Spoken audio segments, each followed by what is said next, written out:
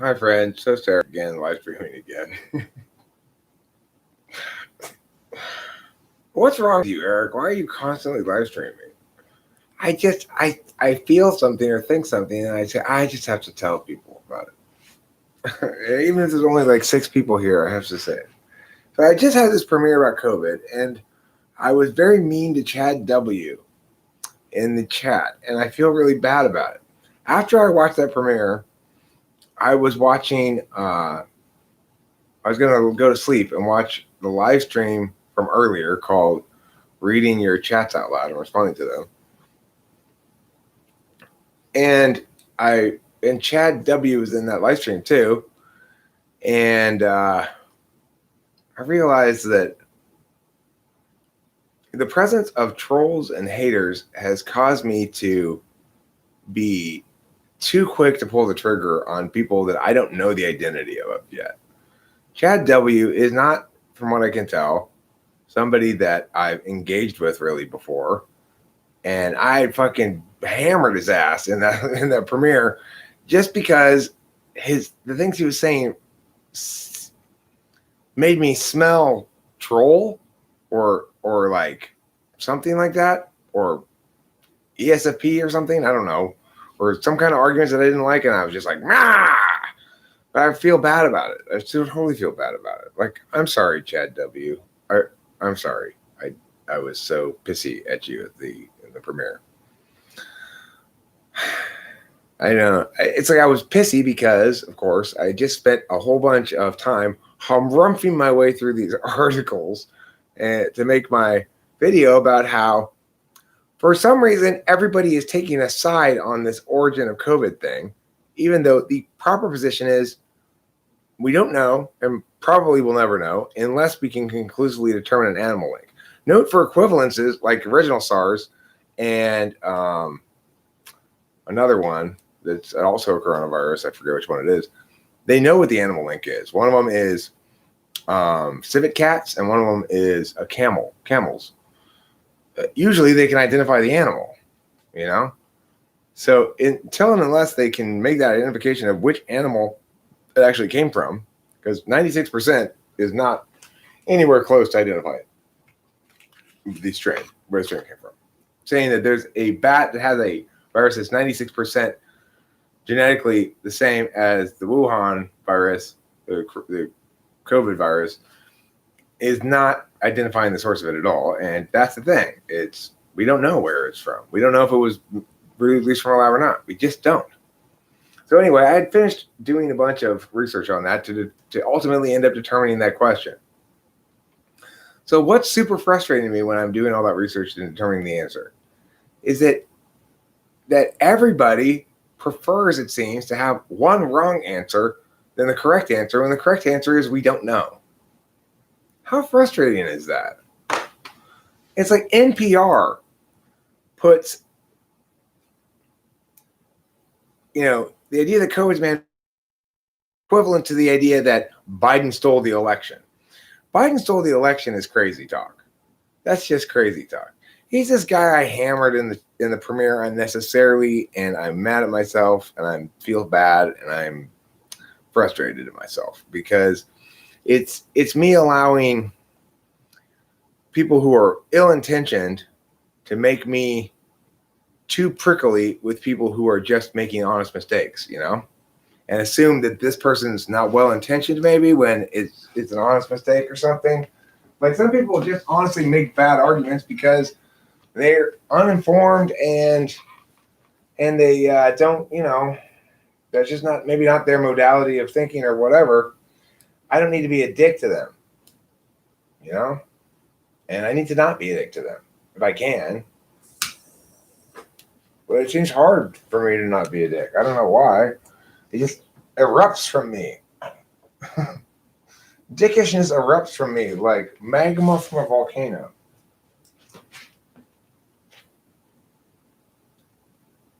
And before I know it, I've magma'd over the whole village or something, It's like, I magma'd everything. You think you're going to need a cup of coffee? You know what? Well, this is why I'm going to get myself a cup of coffee too. I've got this Coke, but coffee sounds good. And you can see here. Oh, yeah. That's right. I'm pouring coffee into this cup. But I'm not done yet. This exciting adventure continues. Into the microwave you go, mister. I'll put it on 2 minutes because I want it a little hotter than usual. If it's hotter, the creamer melts faster. Black shirt is giving you Steve Jobs vibes. Well, let me tell you something, CJ O'Connell. I ain't no Steve Jobs. I ain't never going to be no Steve Jobs. Steve Jobs got two things wrong with Steve Jobs. Number one, Steve. Number two, Jobs. Bipolar SE explain why I basically do nothing. The thing is, you don't feel good about it. No INFP or INTP feels good about their failure to pull the trigger and do shit. Thoughts on masks? Well, I don't like them. I don't like the idea that we should set a new status quo that says because humans get sick sometimes, they should always wear a mask in public because we can't ever know for sure that they aren't sick. I don't like that, the precedent that sets at all, because of course, that logic justifies all kinds of crazy nonsense. On the other hand, it's impossible for me to dispute that any given business, if they are to choose to have this mask policy because they think their business is going to be negatively impacted by alarmed people if they allow unmasked people to go into the business, then in my opinion, I have no choice but to respect that if I want to patronize their business. Of course, in the status quo, businesses are required to require masks, so the free market is not able to do its job. Keeping in mind that individuals are the ones who contract this disease or fail to contract it, depending. The onus should be on those individuals to take as much precaution as they wish. Now, granted, if you are sick and contagious and know it, then the non-aggression principle would require you not only to wear a mask, but probably to stay home for the duration of your contagious period. Granted, this is not a rule I've upheld throughout my life. When I get sick, I don't stay home. Usually I go to work or whatever, like most people, right? The thing about COVID that's so weird is from an experiential perspective, it's not any different for 99% of people than the common cold, So it's like, as an experience, you're going to get sick. You're going to have the same kind of symptoms. You're going to have a cough. You're going to have a runny nose. You're going to have that kind of stuff. And for most people who are asymptomatic or have very mild symptoms, it's going to experientially be no different than any other disease. However, because it's being treated so differently by society as a whole, people perceive it in a vacuum. They don't compare against anything. They just think this is new and scary. There's nothing from the past that we can look to guide us on how we have to deal with this. And any attempt to make reasonable comparisons is rebutted on the grounds that corona is a novel virus. But we have novel viruses every year come through as the flu virus adapts, So, in fact, the fact that it's new is not unique. Yeah, but those are different than this. Okay, but it's still not unique. And then the same people who are claiming that we can't compare against anything to meaningfully determine policy proceed to compare against the 1918 flu pandemic in the next breath, even though those things aren't comparable at all. I mean, it's like that flu had a much higher fatality rate, and everybody who got it was very sick. There wasn't any 80% asymptomatic rate or something. And in all my research I was doing tonight, it appears strongly probable that this virus was very active worldwide for months before it became a big public whoop-de-whoop. Why? Because it's no big deal. That's why. For almost everybody. That doesn't mean it's not a big deal for some people. The flu is really no big deal if you're healthy. If there's nothing wrong with you. Stuff I read tonight also indicated that the comorbidity rates between COVID and certain other similar kind of flu and cold viruses would appear to be higher than one would guess based on the total lack of mention of that in the media, So that really makes me disappointed in the willingness and the gullibility of people who are making bold claims about shit that they cannot possibly substantiate on major media outlets like Bloomberg, NPR. It's nuts. It's hard to believe that the quality of civil discourse has gone down so dramatically that you can't find anybody who's taking a reasoned approach to this. I can't see. I found out one guy. The one person who seemed to be taking a reasoned approach to it was that intelligence community guy, because his conclusions were all hedged. Were properly hedged, so that he's not making too bold of a claim. He's the only one who seems to understand how to think properly, as far as I'm concerned. Because we're talking about public policy. Remember. It's not like we're talking about something that has any subjective component to it. It needs to be articulated precisely for general public scrutiny why a given policy is correct or not, why a given position is correct or not.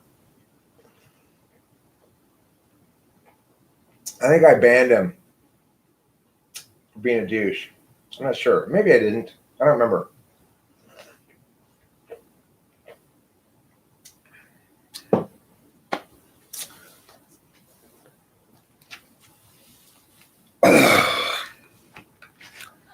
Does the state of the marketplace of ideas dishearten me? Well, I've got sort of equal and opposite positions on it.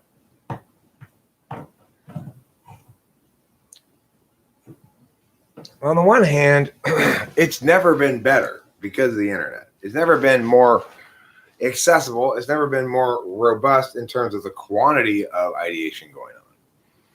I'm demoralized to discover how powerful bad thinking can be. So it's like, the quintessential example of how powerful bad thinking can be is when people insist that evolution must explain speciation, but when I ask them what evolution is, they've got no concept of what the mechanism is by which it attains speciation as it claims. And yet they still claim to believe in evolution without being able to articulate what it is. That kind of stuff is insane to me. So it's not like I'm disputing evolution in any meaningful sense. What I keep trying to do with evolution is get someone to explain to me what it is. And absolutely nobody can do so. Not a single person I've ever met can explain to me what evolution actually is. Nobody knows what the mechanism is at all. People know what it used to be when Darwin made it up, but it's definitely not that anymore. And yet it's still called evolution for some reason. And people don't seem to be bothered by the fact that the circle they were originally pounding the table defending was the best shape is a triangle, but they're still calling it a circle. And what? It's like, I don't care if evolution is correct or not, quote unquote, but to be correct, it does have to actually say something. it's like I can't say it's wrong because it doesn't say anything.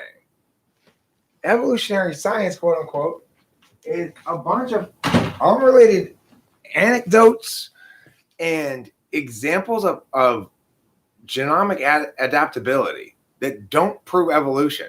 The only piece of evidence that actually supports evolution is the fossil tree, the fossil record, which definitely does suggest that more variation emerged from less variation. It suggests that.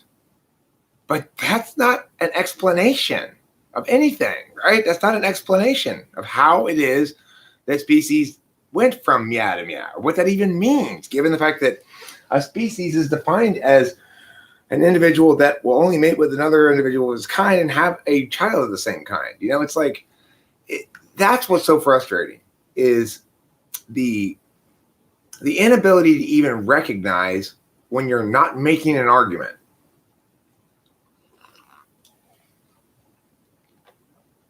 Oh, no, it didn't, Nicholas Watson. Listen.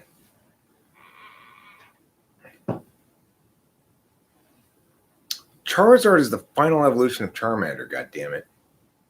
I'm not going to hear anybody tell me otherwise. I mean, I think that this is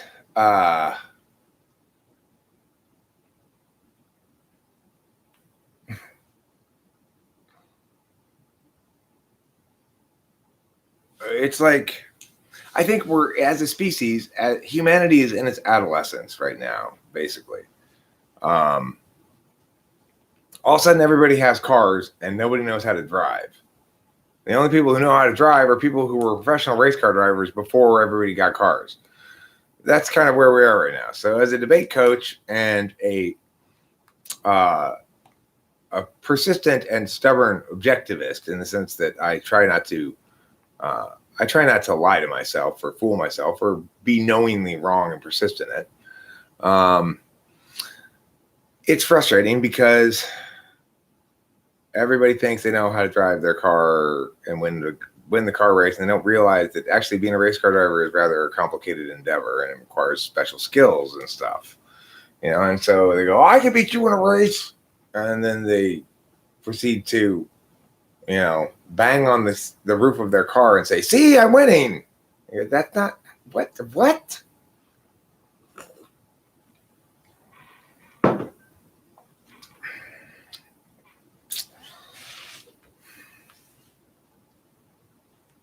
Could you see smoking weed every day making your SE worse, especially if you're a polar SE? No, but I could see smoking weed every third or fourth day making it worse. It makes a big difference whether you smoke it every day or not. If you smoke all the time, it doesn't really do anything to you. Like for me, I smoke a bong rip in hopes that it'll be a head bell ringer, and kind of make me fade out for a second. But do I really feel high then after that initial like fade out? Not really. I mean, I guess what I'm saying is if you're unaccustomed to weed and you smoke it, then you're going to feel kind of burnt out and not wanting to do anything after it wears off and blah, blah, blah, blah, and kind of fuzzy headed. But if you smoke it all the time, then that doesn't happen.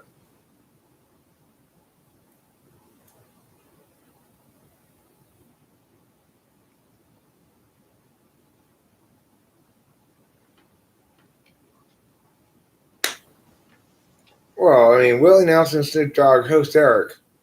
If you're trying to say Winston's mom that Snoop Dogg has smoked more weed than me, I'm gonna have to challenge that claim. Now, Willie Nelson, fine, because he's a good 20 years older than me, I think, and he's got 20 years on me. Snoop Dogg, I'm older than Snoop Dogg, I think. There's no way in hell Snoop Dogg has smoked more weed than me. I'm sorry. I'm taking offense at that. I smoked a lot of weed. You've seen me smoke a lot of weed. You just sit here and pull bong rip after bong rip all lifetime long.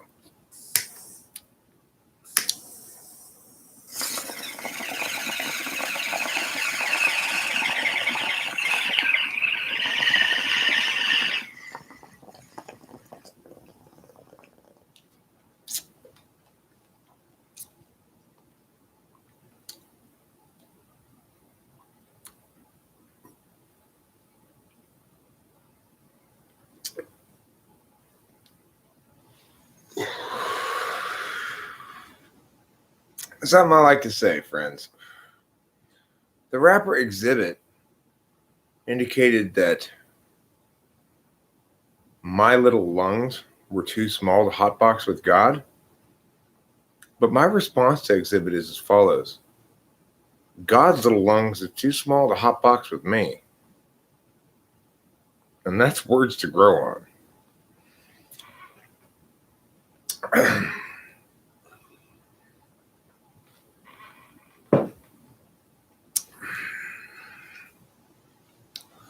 Moonshine Haze is a good name for a weed, CJ O'Connell. I like the name. Moonshine Haze. There's one strain that we got at store the other day when we went that I've gotten before, and every time I get it at any store, I discover that I'm happy with it. And it's called Cherry Pie. No, not the Warrant album. That's good knowledge, though, on your part. Regardless, it's a wheat strain that is a sativa-dominant hybrid, but it has very dense little buds. It smokes really good and clean. It's not very coffee, and it lasts a long time. It goes a long way. Oh, is he the same age as me? 49? I still claim I smoke more weed than Snoop Dogg has.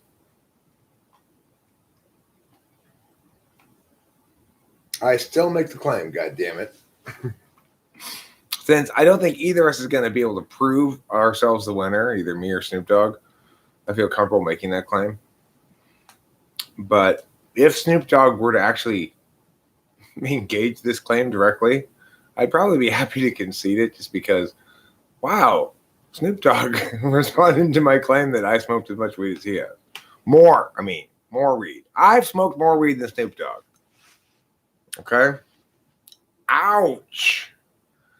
CJ O'Connell. Double, triple, quadruple. Ouch.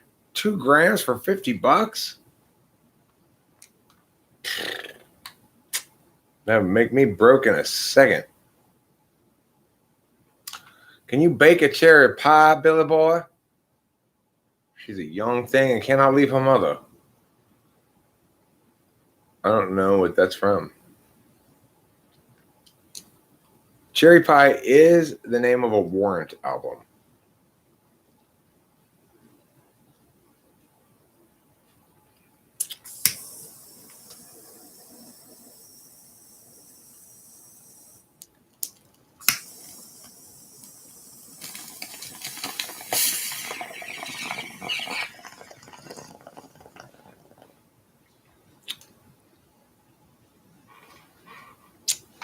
Oh, well, there's your mistake, DJ.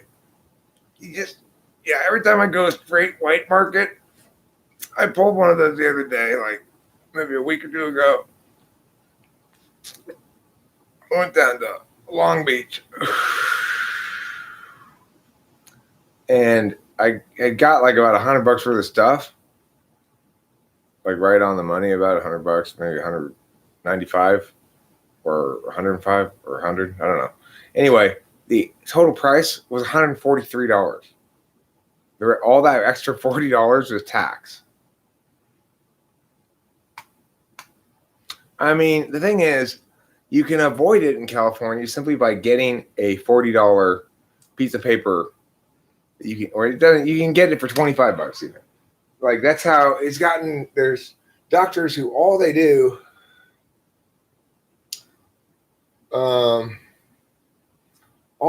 is prescribe people weed prescriptions, right?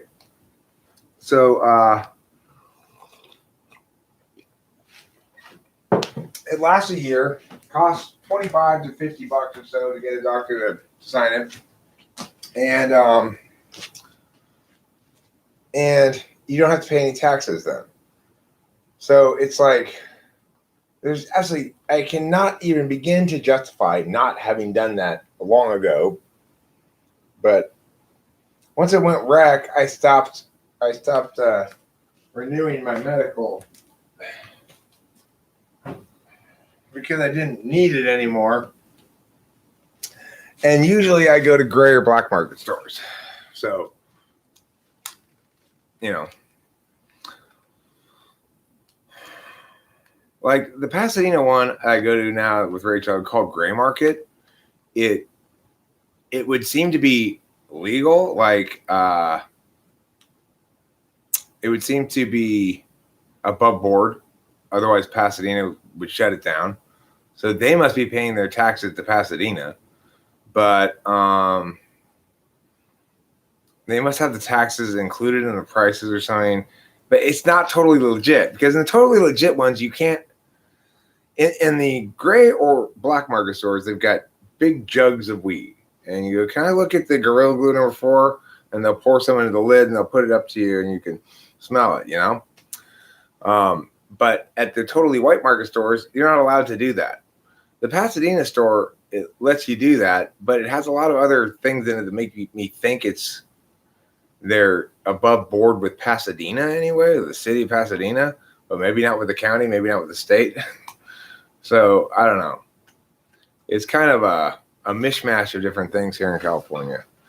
The point is, nobody's getting in any trouble for it really anymore. Although I did. That's not really true, because I was in the black market store I used to go to, which was called Little Trees, and when the sheriffs came and busted the place.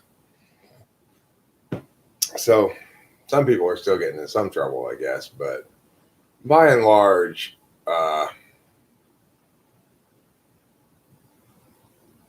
it's just nobody cares really in California or thinks anything bad about it. Like Rachel and I will just smoke weed wherever, any old time, not ever think twice about it. If we're going to anywhere, it's like, we'll think twice in the sense that if I see like a family nearby that has kids, I'll go stand further away or something. But I don't worry about getting in trouble or anything, or anybody really saying anything, except maybe, "Oh, can I hit that?" That might happen. It hasn't that I can recall, but it might be more likely to happen than somebody critiquing the behavior.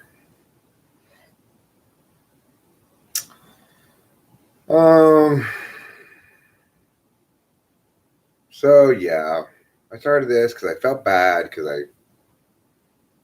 I was too rough and tumble with Chad W. for no good reason except that he was making bad arguments. And it's like, if somebody comes and makes a bad argument that I've been dealing with a bunch, I forget that they're a new person. They need to be, it's not like they're the one who keeps repeating the same bad argument to me, ignoring what I'm saying. They're a new person. They've not had a chance to be wrong and gently corrected a little bit before they start getting yelled at, and that's my bad, and fuck me for doing that. It makes my heart hurt, It's like, why did I have to ruin that guy's evening? How fucked up is that? If I did, I don't know if I did or not, but it's possible, That's FI polar as well. It's like, when I do experience the FI thing, I really can't tolerate the idea that I'm guilty of doing careless harm to others' feelings. It makes me feel awful, like a bad person or something.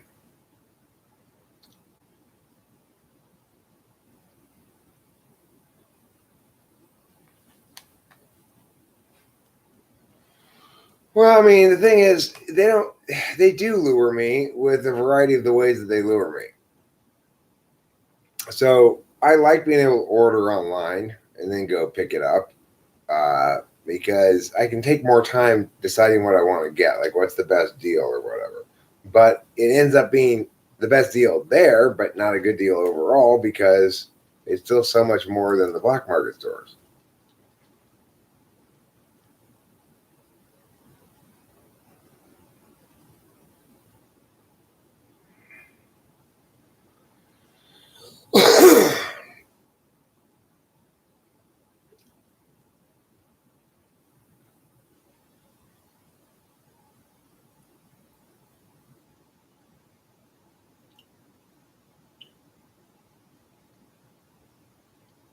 The new program has pricey licensing fees, rigorous testing standards, hefty taxes, zoning restrictions, and altogether costly burden of getting involved with fertile ground for the illicit market to grow.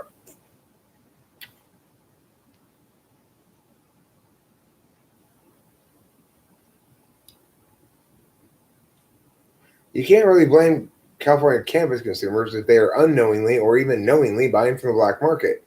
Even though there are 583 licensed pot retailers and 263 home delivery, there's way more than 263 home delivery outfits.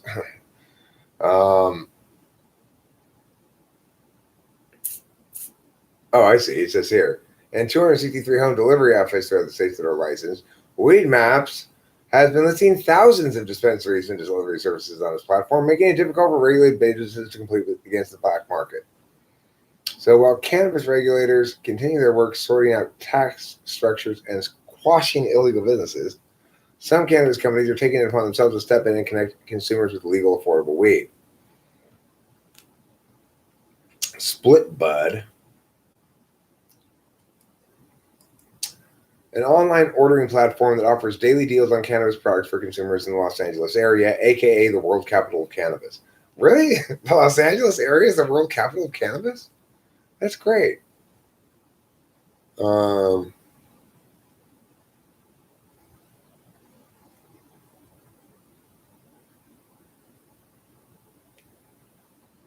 Split Bud is a family-owned business whose name was inspired by the days when you and your buddies would all pitch in and grab together. Everyone paid less and got more.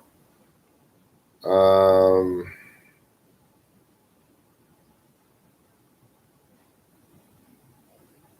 Close to the cost of weed in Colorado, weed is cheaper. They're saying. I bought weed in Colorado before. I didn't find it cheaper. I haven't found it. I thought Oregon was the best deals. I felt of all the. I bought weed in.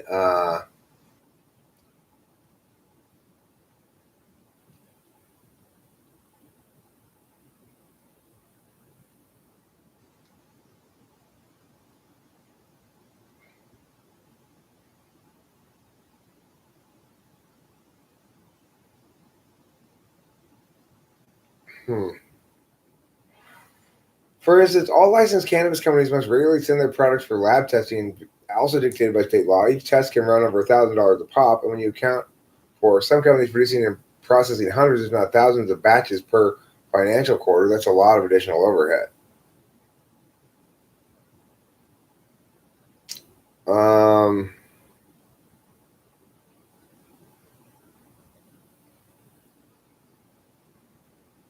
so it says you can get an ounce of weed for $80 in Colorado. You can get an ounce for about $100 here. I mean, if you buy shitty weed, you can get an ounce for cheap. You know,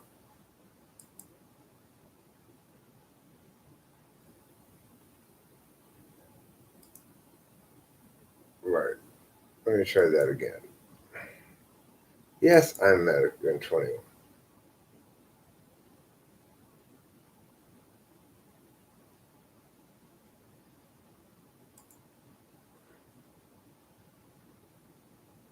It is a pretty good deal. It looks like Split Bud looks like a pretty good deal. Full ounce of Mendo breath for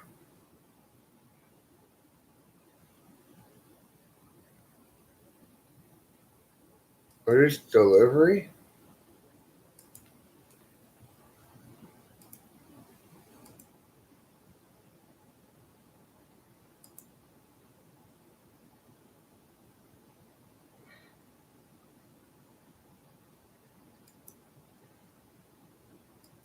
I guess I might be going to use this Split Bud thing. Are they open tomorrow? I wonder if they're open tomorrow.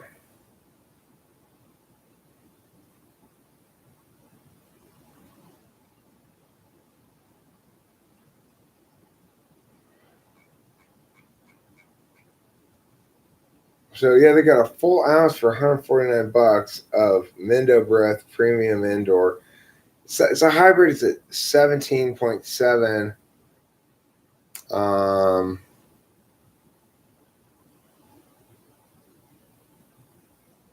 17.7, which is not particularly high THC rate, but it looks like good bud.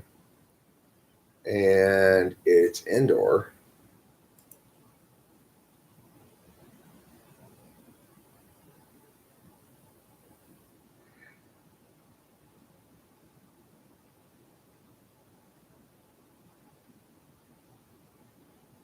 I want to pick it up tomorrow, though. I wonder if they're still going to have the deal tomorrow. I'll have to go.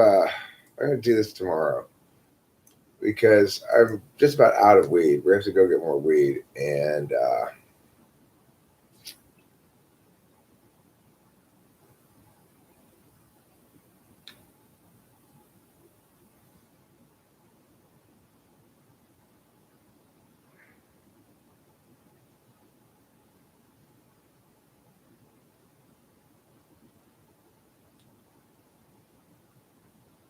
consumers can pick up from Koreatown, too. Okay, well, that's good. That's a lot closer than Marina Del Rey. The problem with Marina Del Rey, of course, is it's all the way on the west, the very most west side part of Los Angeles, which is like as unpleasantly far away to get to as possible.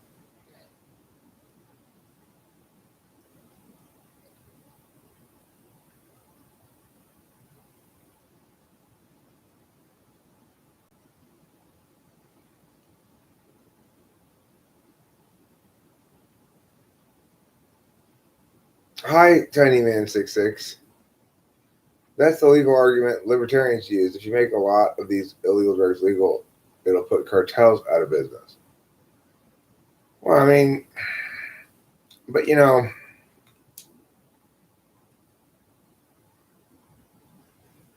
it's like the regulations on pot shops are totally arbitrary. They're stricter than the regulations on alcohol shops, even though alcohol is a far worse drug by any meaningful criterion than weed would ever possibly be. If media wrote about alcohol like they do drugs,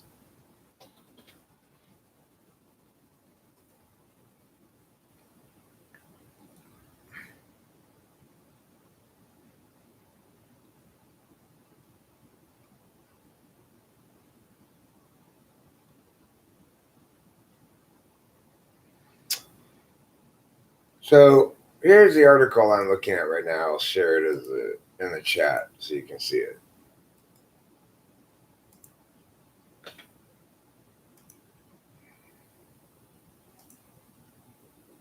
This is a satirical. What if media covered alcohol like it does other drugs? This was a question that came up in my coverage of Flakka, a synthetic drug that made headlines after law enforcement blamed it for people running the streets naked in delusional paranoia.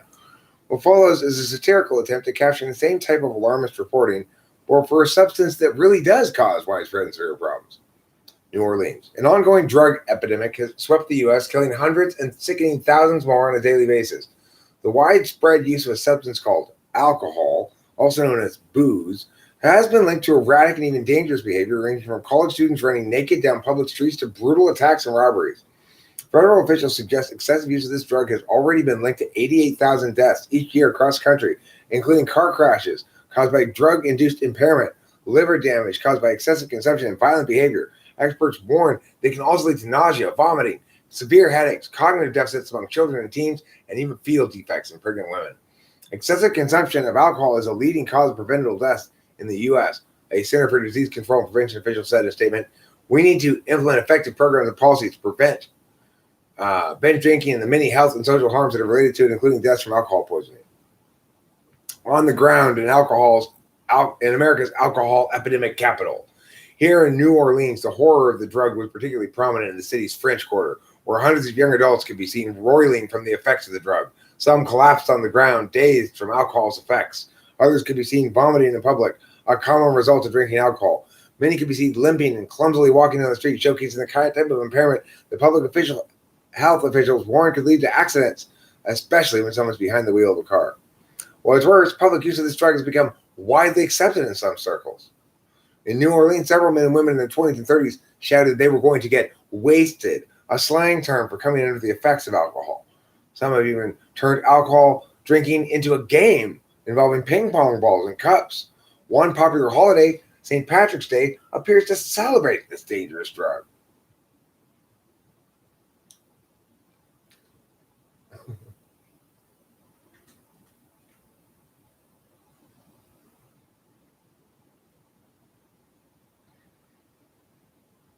Yeah,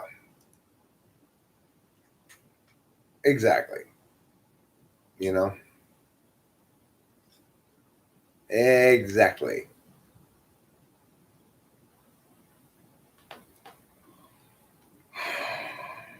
I mean, the thing is, I don't, I don't expect marijuana to be, um,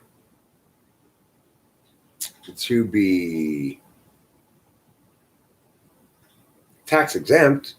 I just expect it to be treated like any other product, as it should be. Not given this special status of let's beat the living shit out of taxpayers who happen to smoke weed. You know.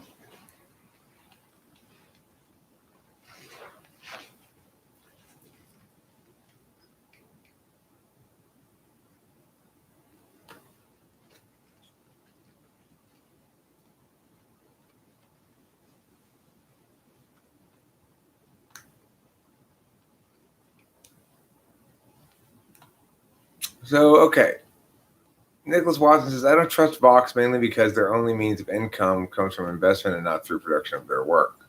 Look up Vox's opinion on MBTI. Well, as I said to Chad W. when I was being mean to him in the premiere, trust has nothing to do with anything. Why? What does trust have to do with anything? I read that article. I think it's a funny way of driving home a point that the drugs we're alarmist about are substantially worse than the one that we're not. Or substantially less bad. I mean, they're substantially less bad than the one that we're not alarmist about. I've seen that article before about Vox's perception on the Myers-Briggs test. I would tend to agree that the Myers-Briggs test, as it's understood by that Vox article and even maybe by Myers and Briggs themselves, is an arbitrary taxonomy at best. So that's fine. The thing that I don't like is the disingenuity of Vox and other outlets that have critiqued MBTI purportedly, that they're not actually talking about cognitive functions at all or any contemporary, meaningful, successful understanding of attentional manners. They're not addressing the idea that personality type ideas are about how we pay attention. Attention, the word attention never comes into these articles, right? There's no understanding of what they're talking about except the straw man that Myers and Briggs presents for them. It's not a straw man because it is MBTI, right? It's Myers and Briggs's thing. So it's not a straw man per se, but it functions like one by allowing them to avoid all the good arguments.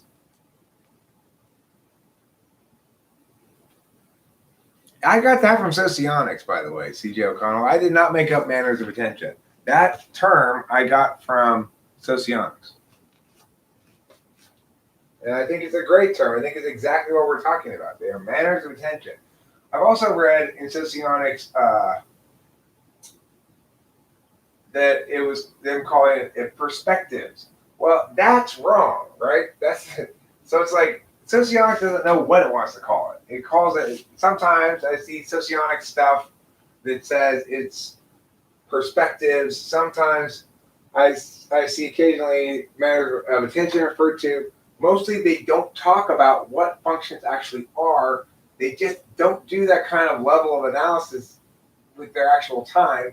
They're doing analysis that's assuming the socionics frame is correct by and large.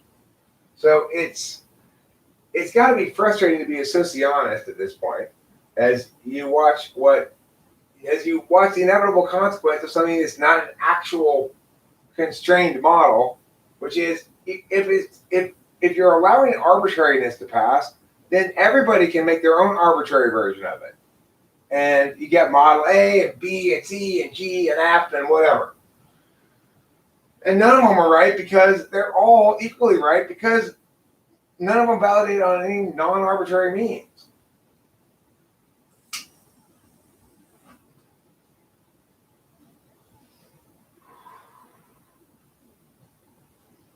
I mean, like, first of all, if you're going to take seriously anybody's claims about cognitive functions, they should be making the claim that they are exclusively correct. Because if they're not making that claim, then you know they're not really talking about anything that's real. They're just talking about horoscopes or whatever.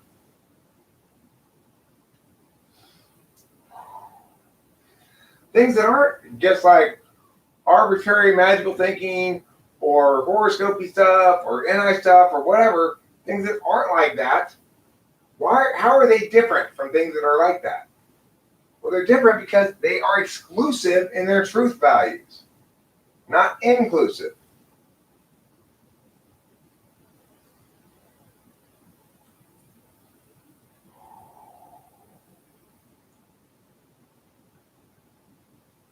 I'm going to pee right now, by the way, if you're wondering why I'm over here. It makes it hard to talk to you because I have to turn my head around the other direction, and it's annoying. I should have just used my jug, my pee jug, to pee in. That would have been a smarter choice. Would have been better TE. No, Mom's face is better TE. Shut up about my mom's face, Eric.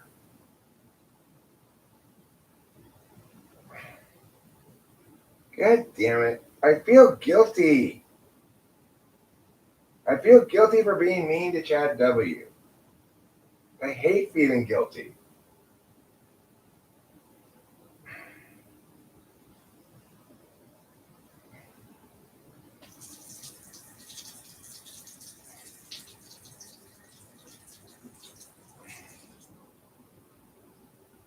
It's like one of the worst feelings. It's a distinct feeling, too. When I think, like, I say kind of joke, well, you know, there are three emotions: crying, laughing, and scared. But really, guilty is a separate emotion.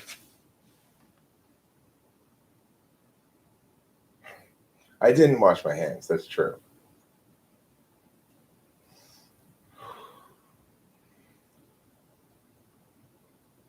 But the test was developed in the 40s based on the totally untested theories of Carl Jung and is now thoroughly disregarded by the psychology community. Well, that it was developed in the 40s based on Jung's idea of cognitive functions is correct. However, it's incorrect to call Jung's ideas of cognitive functions a theory. They are not a theory. That does not Jungian psychology does not comprise a theory of anything.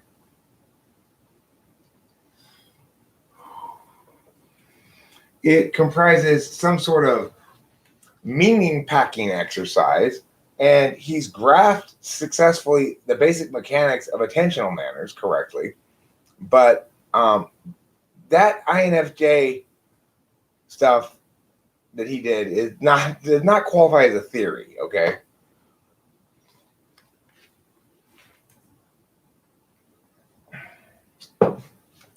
It qualifies as a bit of intuitive brilliance.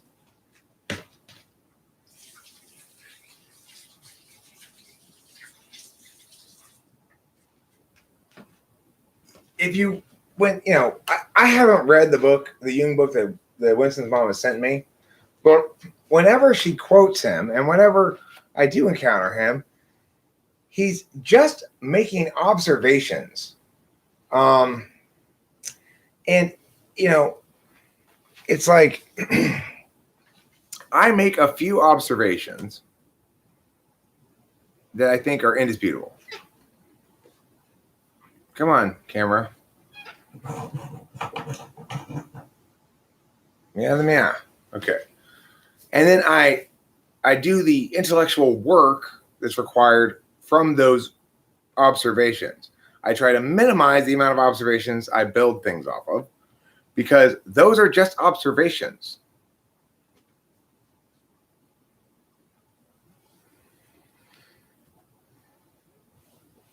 Naranjo or Naranja, I think it's Naranja is his name actually. I think it's instant A, is somebody I respect a great deal. His writing on Enneagram stuff is brilliant. Now, note, it's still not a theory or a model in any sense of the word, but he's very insightful and intuitive, just like Jung was, you know.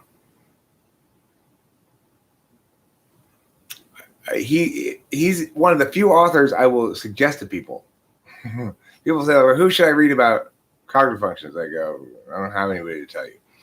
But I can tell you somebody good to read about it. Enneagram, that's Naranja.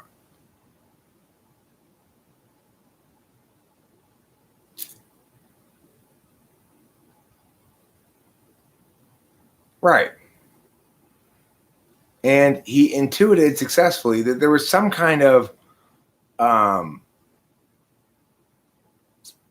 pattern there, right? He was fixated on what the pattern was and the fact that it was a pattern. And then when he was done with his very important work, equally important work, he needed to hand it off to an NTP to sort of pull out of there.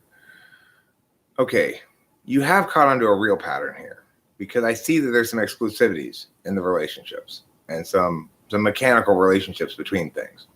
So let's make it more than just an intuitive thing now. Let's actually try to be robust about it. That's the problem with with MBTI, with socionics, whatever. Socionics and Dave's superpowers are very similar. The guy, what's his name? The main guy in socionics, Galenko. He said, hey, let's do a lot of calculatory work here. We'll do a lot of dichotomies, and we'll do a lot of calculatory work and symbols, and we'll make a cool calculatory system. That's subjective. Their superpower says, let's do this kind of objectivity theater. Let's do blind testing. So we'll each come to our determination separately, and that will make it objective, because we're trying to eliminate our bias to agree with each other. Both of those schools of thought are insane. Neither of them are ever going to get to what's correct that way. You can't get to what's correct using robustness theater. You have to actually be intellectually robust, which is to say, it's got to be meaningfully doing something and saying something. You've got to be able to distinguish between those dichotomies that are metaphors and those that are actually included in the mechanics. If you're not initially doing a sort of an inventory of all the ways we talk about cognitive functions, all the observations we can make about how people engage with different things in different ways, if we're not surveying that initially and saying, let's eliminate all possible mechanical explanations that are metaphorical. In other words, let's eliminate all the metaphor that's posing as mechanics. Let's operationalize all our definitions. Let's link it to a concrete example of a model system that actually works, like the internet. Let's have information flow in a way that can be simulated. So it's not just someone's intuitive plaything, but an actual set of ideas that's meaningfully testable, falsifiable, verifiable, etc., right? So that you don't end up with Eric's Model A and Eric's Model B and Eric's Model C and Joe's Model's TWFP Model F, and nobody knows what they're doing. Why does nobody know what they're doing? Because they're not making the distinctions between kinds of objects of analysis, and how that limits our mapping capacity, how it empowers it, and what it would mean. Like, what would it look like to be successful at what you're doing? Nobody answered that question before they started doing the shit in the socionics community. Nobody answered that question when Myers and Briggs were doing their shit. Nobody answered that question at Dave Superpower's house. Nobody answered that question at Eric Thor's house. Nobody is asking themselves this question. How will I know if I'm successful at understanding this? How will I know if I'm right? I need an independent way to check if I'm right. I can't just be right because I want to be right. If I want to actually be right, I have to empower as much as possible those elements that prove the wrong things that I have wrong, so I can eliminate them.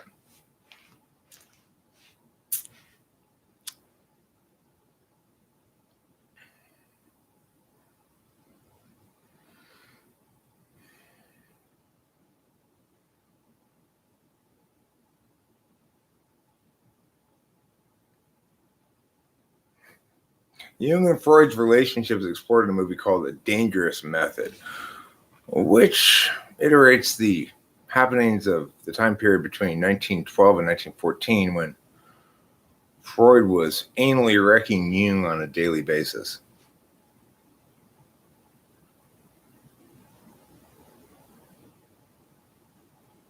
According to Dave Powers, he'll know he's right when his success rate for typing someone exceeds 60%, and that's why it's not considered valid by the psychology community, because it's still 50-50. So he's only right half the time. I mean, that's still pretty good results if he's correct about that. If he were correct that he were right half the time, and there's 512 subtypes, then that's massively statistically better than random. 1 out of 512, you'd only be right, 0.2% of the time. If he's really right 50% of the time, he's God's gift to psychology. He can identify that Joe is type 347 out of 512 and be right half the time. Wow. Amazing. Now, if there were only a way to check that he was right. Yeah, I know. He's that's the thing. Talk about somebody who's never asked himself that question. How will I know if I've succeeded? That's not the answer to that question, is it, Nicholas Watson? I'll know I'm right when my success rate for typing someone exceeds 60%, because the psychology community will then consider it valid because it'll be over 50%, is a delegation of his success metric to other people. When this community considers it valid according to its metric, then I will consider it valid. But I mean, that metric is completely arbitrary, right? 50%, 60%. What? Where is it? What are these percentages coming from? It's just insanity talk. It's like, ultimately, the answer to the question, how do you know if you're correct about cognitive functions, is subsumed by the question, how do I know if I'm successful at YouTube, by almost everybody who's talking meaningfully about the subject. So, CPT is somebody who I don't really have a lot of negative things to say about. Like, I don't have a lot of wrongnesses of his that I can point to, because I don't really pay any attention to him. But he's way more successful than me, and he's like, he became more successful than me in about 6 months.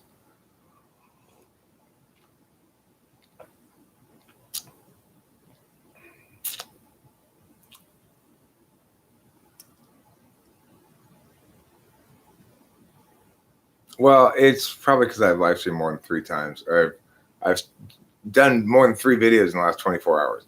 You're only allowed 3 notifications per 24 hours. So,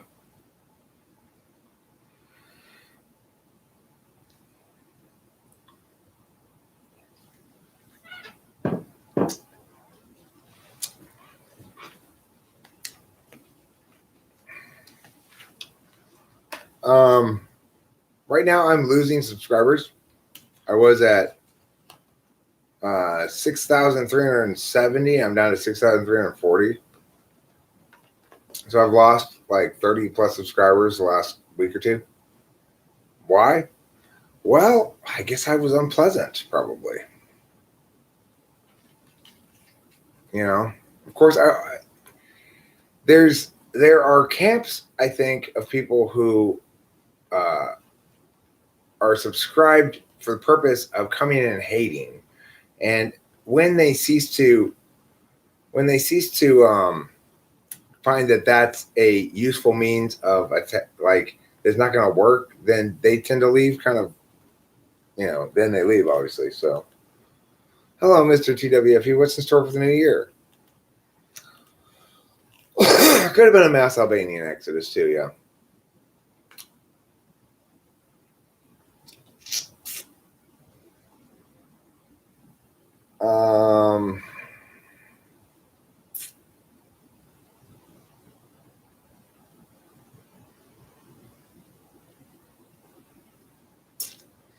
Yeah, whatever. It's like, I'm not worried about it when it's a problem. I'm really not. I always have this sense in the back of my head that if I want to make a serious run at YouTube, at any point, I can.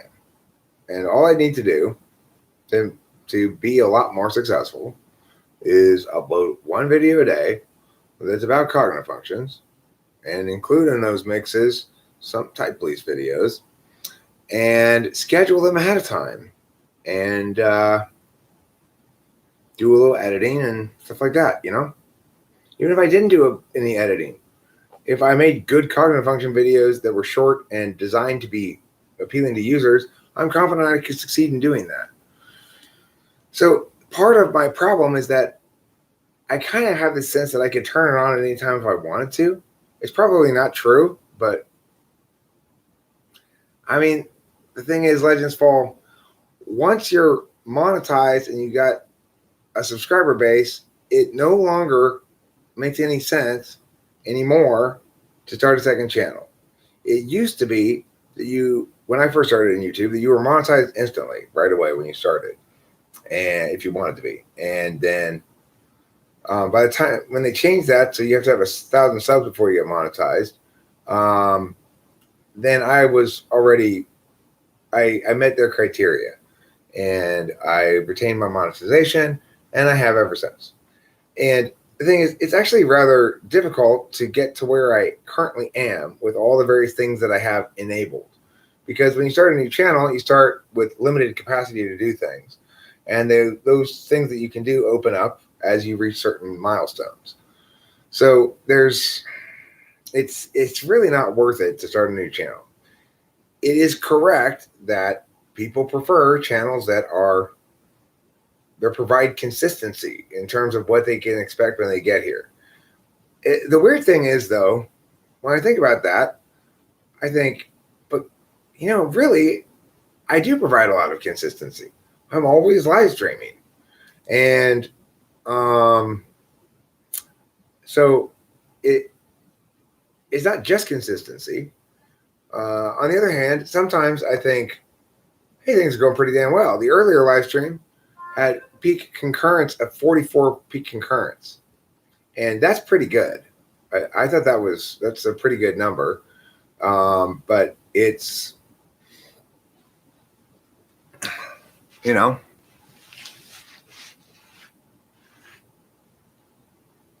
yeah, I mean, I could organize better. The thing is, this current organization was done by an ISFP who said, you should organize this better, and I will do it. And I said, okay, go ahead, organize it better. And she organized it the way it's currently organized. So, and if they repeal that Regulation 230, That's exactly what they'll try to do and dump a lot of independent creators on the website. What's that regulation 230? I don't know what that is.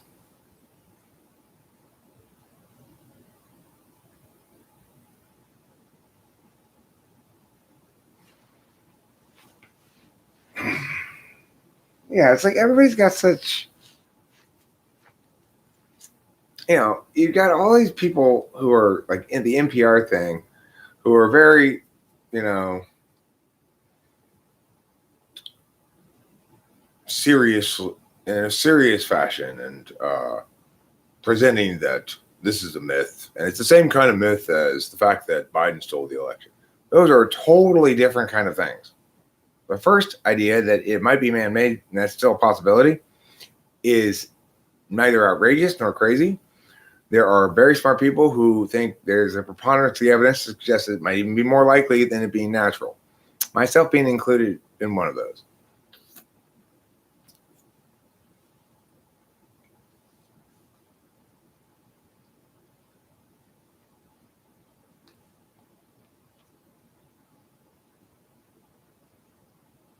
I hope they don't repeal 230. Section 230 is exactly as it should be.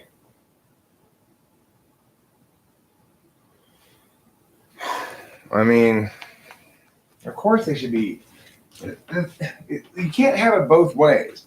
If you don't want YouTube to censor, then you can't make them responsible for everybody's content. You know? To the extent that you make YouTube responsible for everybody's content, then they're no longer a platform, they're a publisher, like KD says, You can't have it both ways. So the thing is, YouTube doesn't want to be a publisher. It wants to be a platform. It abandoned its YouTube Originals thing. It sold Cobra Kai to Netflix. It's still trying to relaunch its YouTube Music thing. Well, I mean, YouTube's has a bit of an identity crisis as a platform, in the sense that it wants to expand its reach. And then it finds that that's not really working, and it contracts again a little bit. It's trying to figure out where live streaming fits into its whole modality here. Like, YouTube's going through a lot of changes right now, and the company, I think, has the same kind of trouble that I would have if I were in charge of YouTube, which is, what exactly should we be doing here? This is big thing here, and I'm not quite sure if this is the future of our company, or are we supposed to, I love the fact that you can get YouTube on Roku. Since I got a Roku now for Christmas from Rachel's mom, which is very nice. I mean, I didn't get it; we got it, but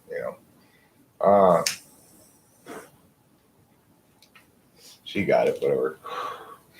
The thing is, I don't find this to be a toxic environment at all. There are some toxic people around, and I encounter them, and I make a big fuss about it when I do. Usually, they're like, "This person's making an unfair critique."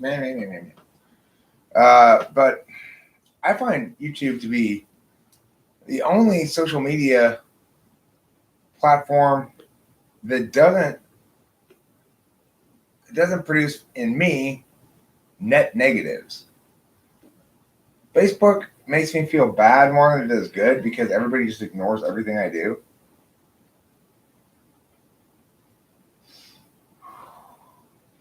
And Twitter is awful. I was on Twitter for a little while. It was awful. Places like Discord, the problem is that you've got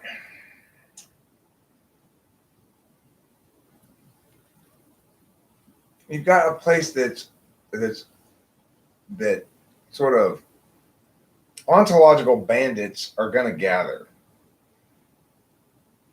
When you've got a kind of an unchecked discursive space, then you don't really have a discursive space anymore. You've got a place where where people are going to be able to come in and seize the frame too easily and ruin other people's experiences abruptly in the middle of conversations or whatever. It's going to be too difficult to manage.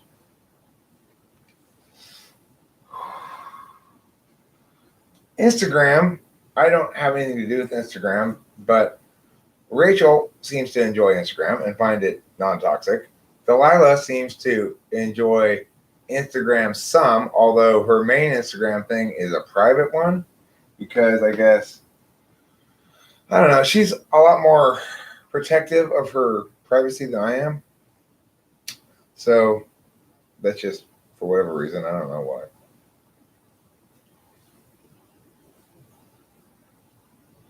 And the thing is, of course,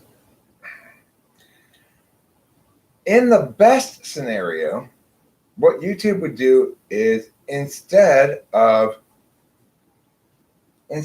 censoring fake news or bullshit conspiracies or whatever, they'd have a staff of people like me who just make videos.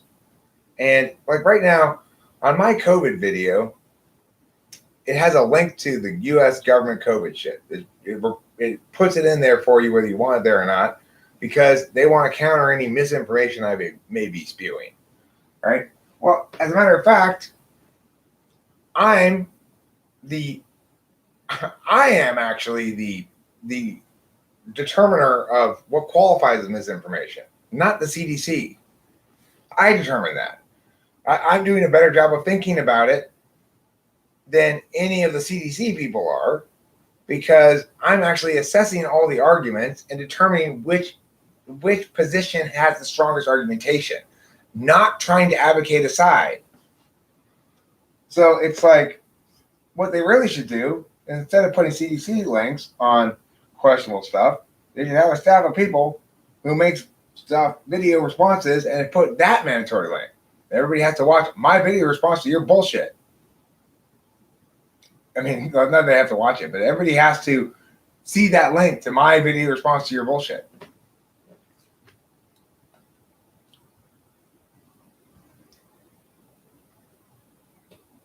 I'm not assuming they care about what's true. It is the case that there is a narrative in the world that says fake news is a problem, that spreading disinformation is a problem. I think most of the people who are serious about making YouTube successful are serious about that as well. They're concerned about the willful spreading of disinformation, whether it's knowingly spreading it willfully or just being dumb, and they don't want to encourage that, and that's a good thing. I don't think willfully spreading disinformation is a good thing either.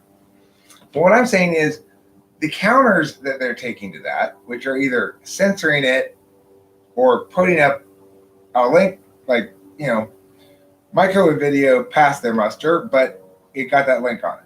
Fine. What I'm saying is, since they have that as an embedded solution to things, namely, if something's potentially disinformational, they should really have instead a team of people that once a video reaches a certain size and it's controversial, they review it and determine if it's correct or not, And then if it's not, they post a response video and that gets put in as a mandatory link. So what I'm saying is, I'm not assuming they care about what's true. I am assuming that they are trying to meaningfully stop the spread of disinformation. Whether that goal is laudable or not, whether their methodologies are laudable or not, those are separate questions. But are they trying to stop the spread of disinformation? Yes. Is the spread of disinformation a real thing? Yes. We can see it in cognitive functions with C.S. Joseph. He's, as far as I can tell, I don't see how he can believe himself anymore at this point. So, he's probably willfully spreading disinformation, and it's bad, but it's not necessarily bad for me. Like, I get a lot of people come and they go, I'm totally confused. I got to pay you to type me, Eric, because I talked to C.S. Joseph. you know. Well, Legends Fall, that's not true. There is a clear, bright line between disinformation and real information.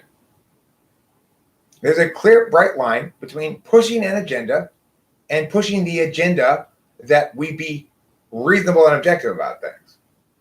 So, Legends Fall, according to your statement here, disinformation equals anything they don't want us to think, then half of the people I were reading on the internet when I was researching these origins of COVID were right and half of them were wrong. In other words, the people who were saying that COVID is of natural origins were spreading disinformation, whereas the people who were saying it was of unnatural origins were not. However, you are wrong. All parties who are affirming any position on the matter are in the wrong because there is inadequate justification to sustain the position they're affirming. So it's not which side, it's how they think that matters. How you think matters, not what your conclusion is. We saw that with the Trump administration. He was right about a lot of things regarding COVID, but he didn't give good reasons for why he was right, and so nobody took him seriously. Why should you if the reason you give is it's a hunch? Why should I take you seriously? I shouldn't. Nobody should take you seriously. If that's your reason, the fact that you think that's an acceptable reason to give in the first place makes me just go, okay, well, this guy's not worth listening to. Because even if he's right, I can't agree with him unless he gives me a good reason.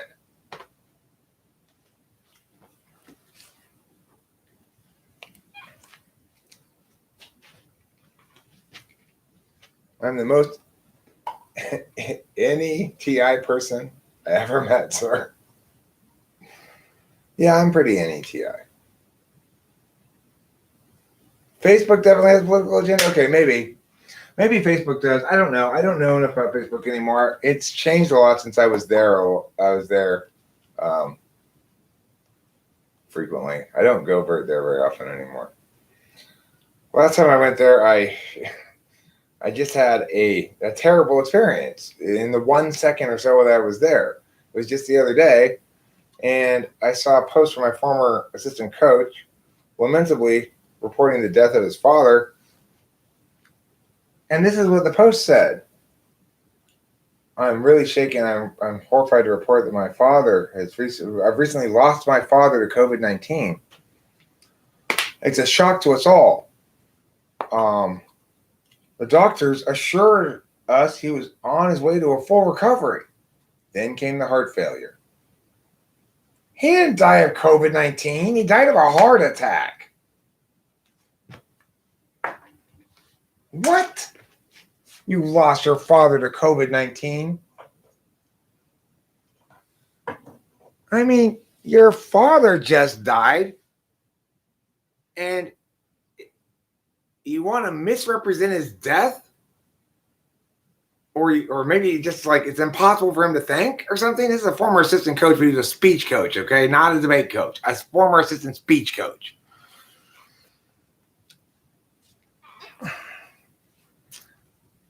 I mean, how in the world do you have a father who catches COVID-19, goes to the doctor, doesn't have terribly bad symptoms, presumably, let's say, is well on his way to recovery. The doctors assure you, oh, COVID's not, he's fine. He'll be just fine. He'll be good as new. Don't worry. And that's not a bad case or anything. Then your father has a heart attack, and you say you've lost your father to COVID-19. How in the fucking world does that happen? You just have to be insane, right?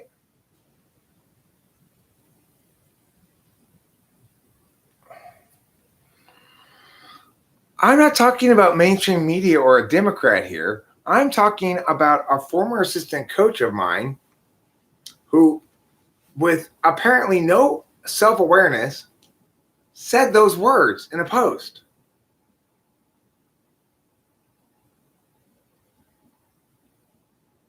Love says I'm everything. Wisdom says I'm nothing. Between the two, my life flows.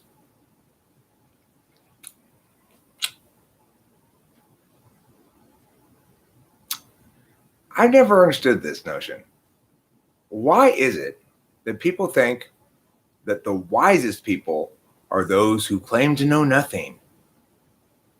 That is the stupidest thing I've ever heard.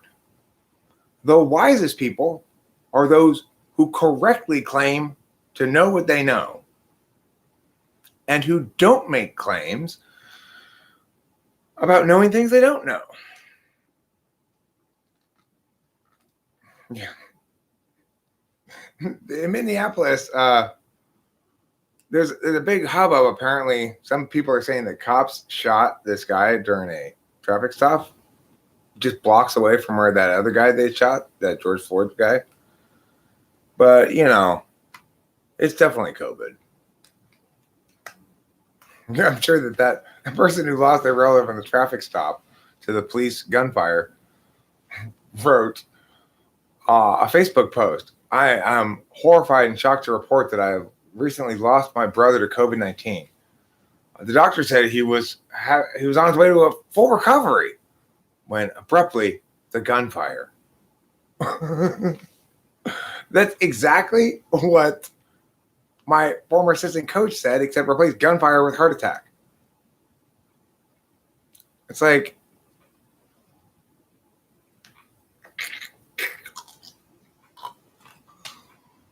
come on, people, right? I mean,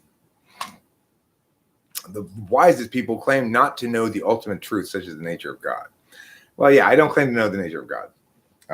Obviously, God is definitionally ineffable. To the extent that I could constrain him with words, he wouldn't be God. And obviously, I'm just a human being and subject to God's bigness, same as anybody else. But I generally dislike the idea that the wiser you get, the more you realize how little you know. That's the path of wisdom for an ESFP, for sure. That is the path of wisdom for an ESFP. The wiser an ESFP gets, the more they realize that they don't know anything. That is not the path of wisdom for me. The wiser I get, the more clear I know things, the more clearly I know things.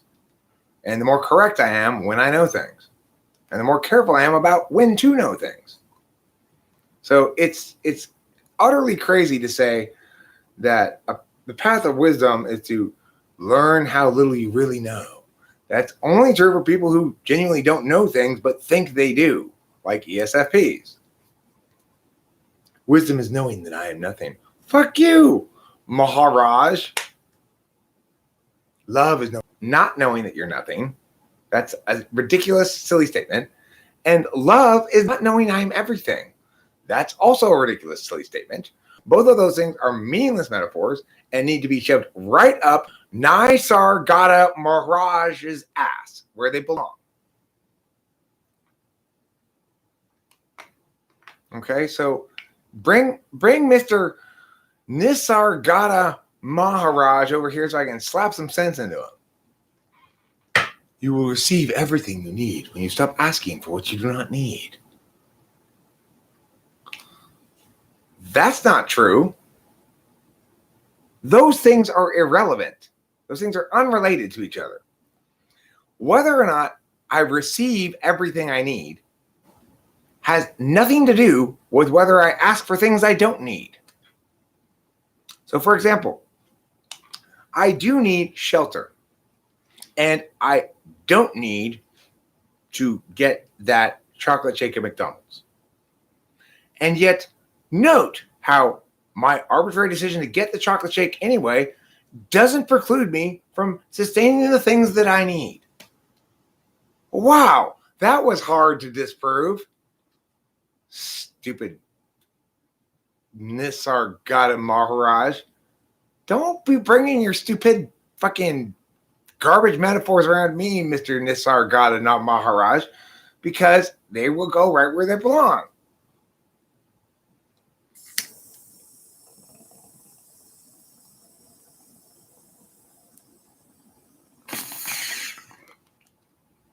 That's loser talk, damn it. That is loser talk. Plain and simple.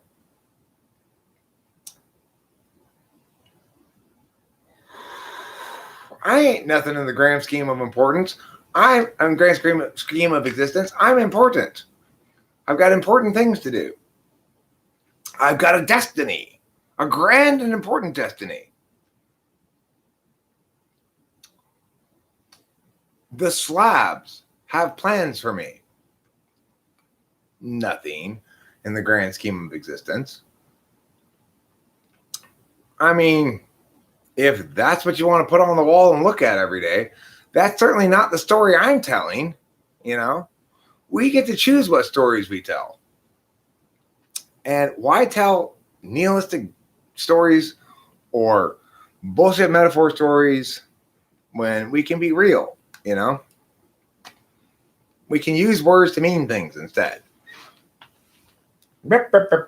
Aren't I sassy tonight? I sure am sassy. I sure am sassy tonight. Yes.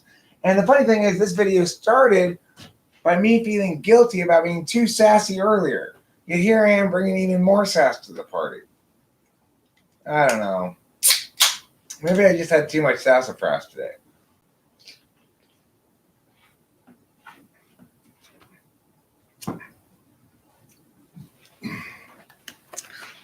It makes me want to smoke a cigarette and say things like, get a load of this guy. Will you get a load of this guy? Hey, buddy. I'm walking here. I'm standing here is why. Makes me want to do stuff like that, you know? What makes me want to do stuff like that? I don't know. I'm just saying random things at this point. Fucking... I'm playing Fuss Bucket McGee is what I'm doing. Here, want a bucket of my fussiness? It's free. Legends Fall, I hear you like dipping your nuts in a bucket of my fussiness. Is it true?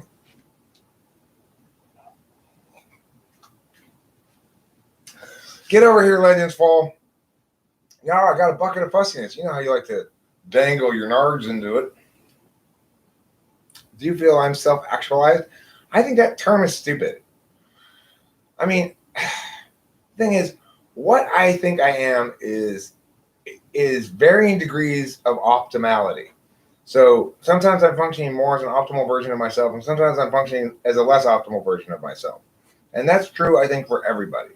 The idea of actualization or enlightenment suggests that there's some destination where you reach a point where now you no longer are moody. Right? So are you trying to not be human? It's like, if I'm enlightened, am I never like this? Am I never like slapping people around and being like a dick all the time? So I don't want to be enlightened then. I don't want to be actualized because this is part of me too. You know? I don't want to be all Eckhart Tolle. It's like, if I ever become Eckhart Tolle, just fucking run me over with your car.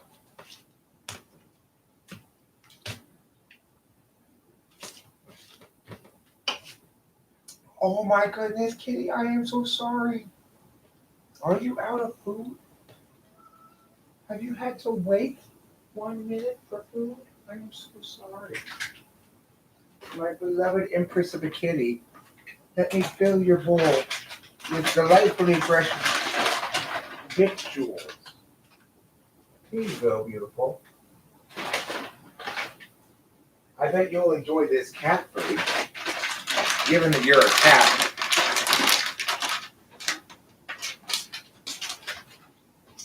Oh, my beautiful beauty. Eat her beautiful food. So beautiful. Yes. Yes, I love it so much.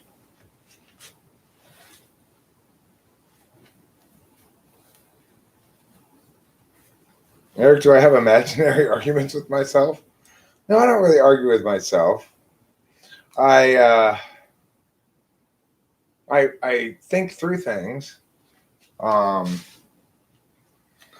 and sometimes get mad at myself for not being able to figure things out.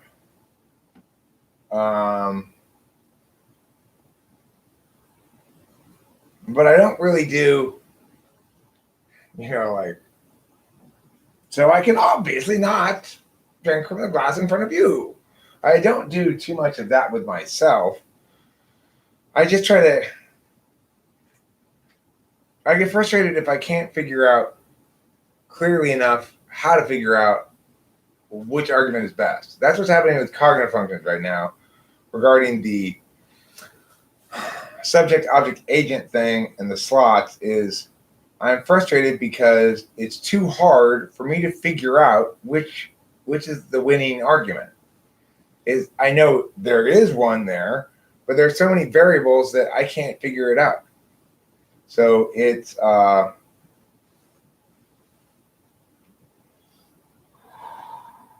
that makes me frustrated at myself.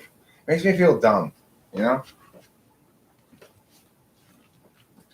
It makes me realize that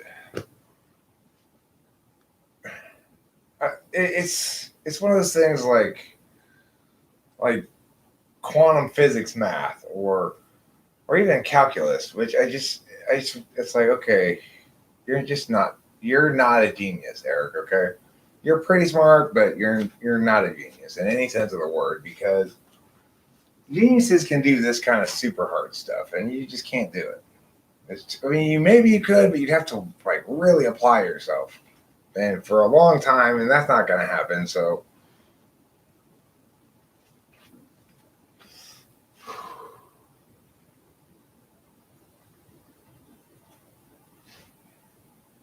Winston's mom says very kindly, you should get more credit for being entertaining.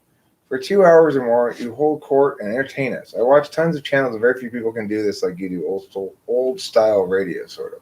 Well, and the thing is, I would love for this channel to ultimately be successful as a live stream channel, because I'm here engaging with the live chat and picking out those things that are interesting and worth commenting on them and hopefully being entertaining. But the thing is, I know I'm not always equally entertaining, and sometimes what's entertaining for some people can be off-putting for other people. And I don't know. I feel in some sense that it's a very consistent live stream. Like, you always get Eric being Eric, but in the other sense, it's an inconsistent live stream because Eric's pretty moody. Sometimes he talks about himself in the third person for no reason. That can be frustrating.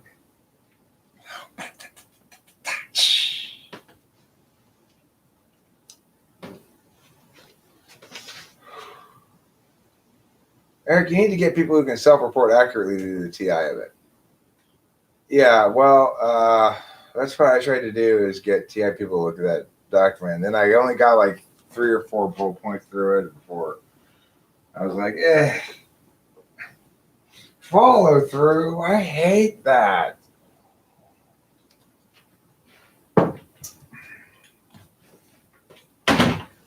So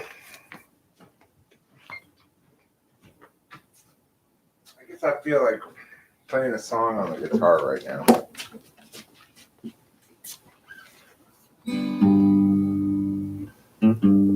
Oh, I asked your ESFP sister, what's the meaning of the universe? And she said, are you autistic?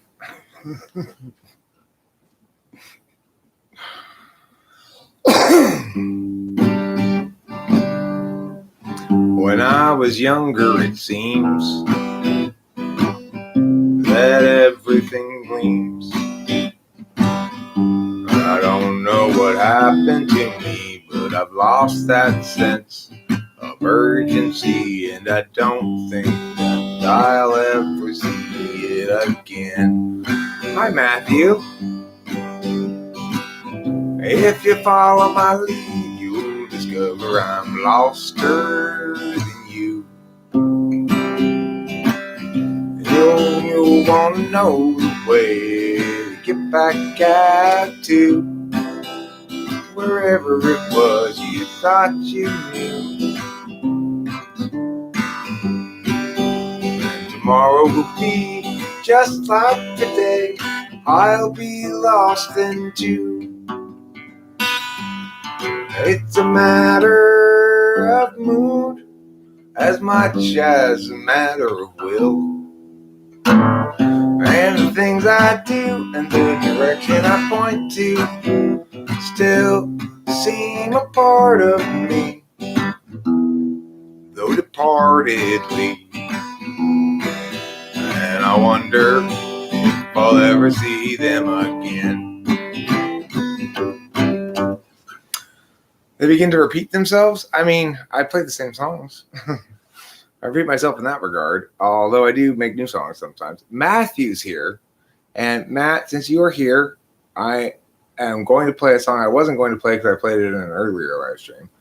But I want to play it for sure for you because it's my new song that I've written, and I'm very happy with it. I like it a lot. It's I think it's a good song, and I want you to hear it.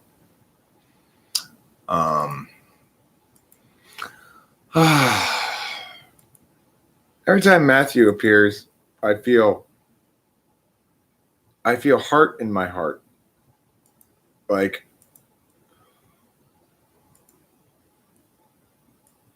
Like my relationships are just drifting away into nothing. My real world relationships, I guess. Like, why haven't I gone to see Matthew? We talk about it. We say, I'm going to go see you this week or something. And then you know how it is. It's like life's hard sometimes. Sometimes it makes you go like that. Sometimes I go like that. Like right now, for example, is one of those times. The spin me right round vibe? No.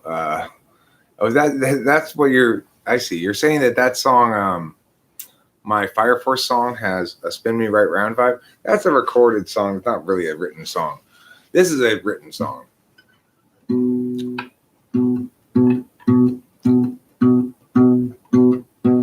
Just brooding here won't do any good, but brooding's more and more my style. I seek the cheery ways of standing where we stood, 'cause I've been stuck here a while. And that's despite a natural selfishness that makes it easy to have fun. But flutters in the gut become a fist as all my visions come undone. I tried to string distracting through the afternoon away, but happy new realities here and every day, and for a bit I am out of it. The reason still unsaid, but still I need expectorate.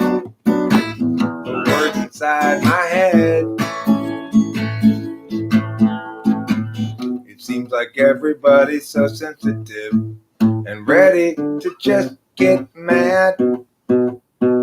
I seek the civil ways of living like a kid, 'cause who wants to be the dad? Have we lost our sense of scope and scale, or our capacity to laugh? The sense to know when not to wail, and how to tip a golden cow. I tried to string distracting through the afternoon away, but heavy new realities bear down on every day, and for a bit I am out of it, for reasons still unsaid, but still I need expectorate. The words inside my head, and so I'm sad, sad for me, sad for her, unhappily. What you call sorrow, I call home. The blues that sink clear down to the bone, and still I'm sad, so sad for me, sad for her, unhappily. And what you call sorrow, I call home. The blues that sink clear down to the bone. The end. Thanks, Winston's mom. You're so nice to me. I appreciate that. I meant to respond to your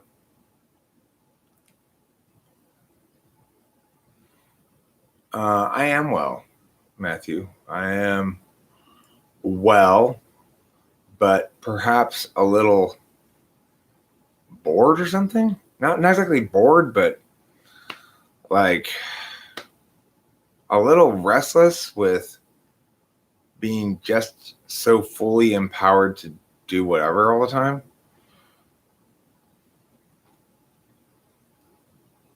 Oh, look at that.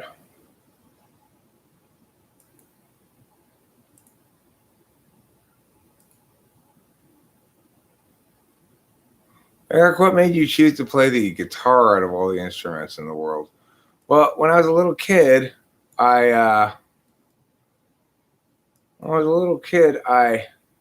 parents tried to get me to play piano. Yeah, that's a pretty good take of that. That's a pretty good recording of that.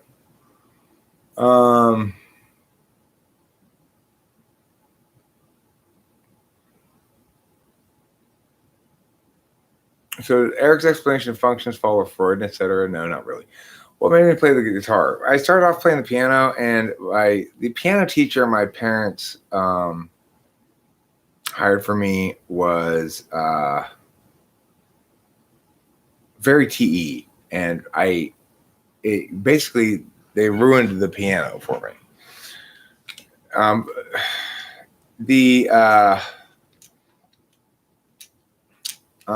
What's it called?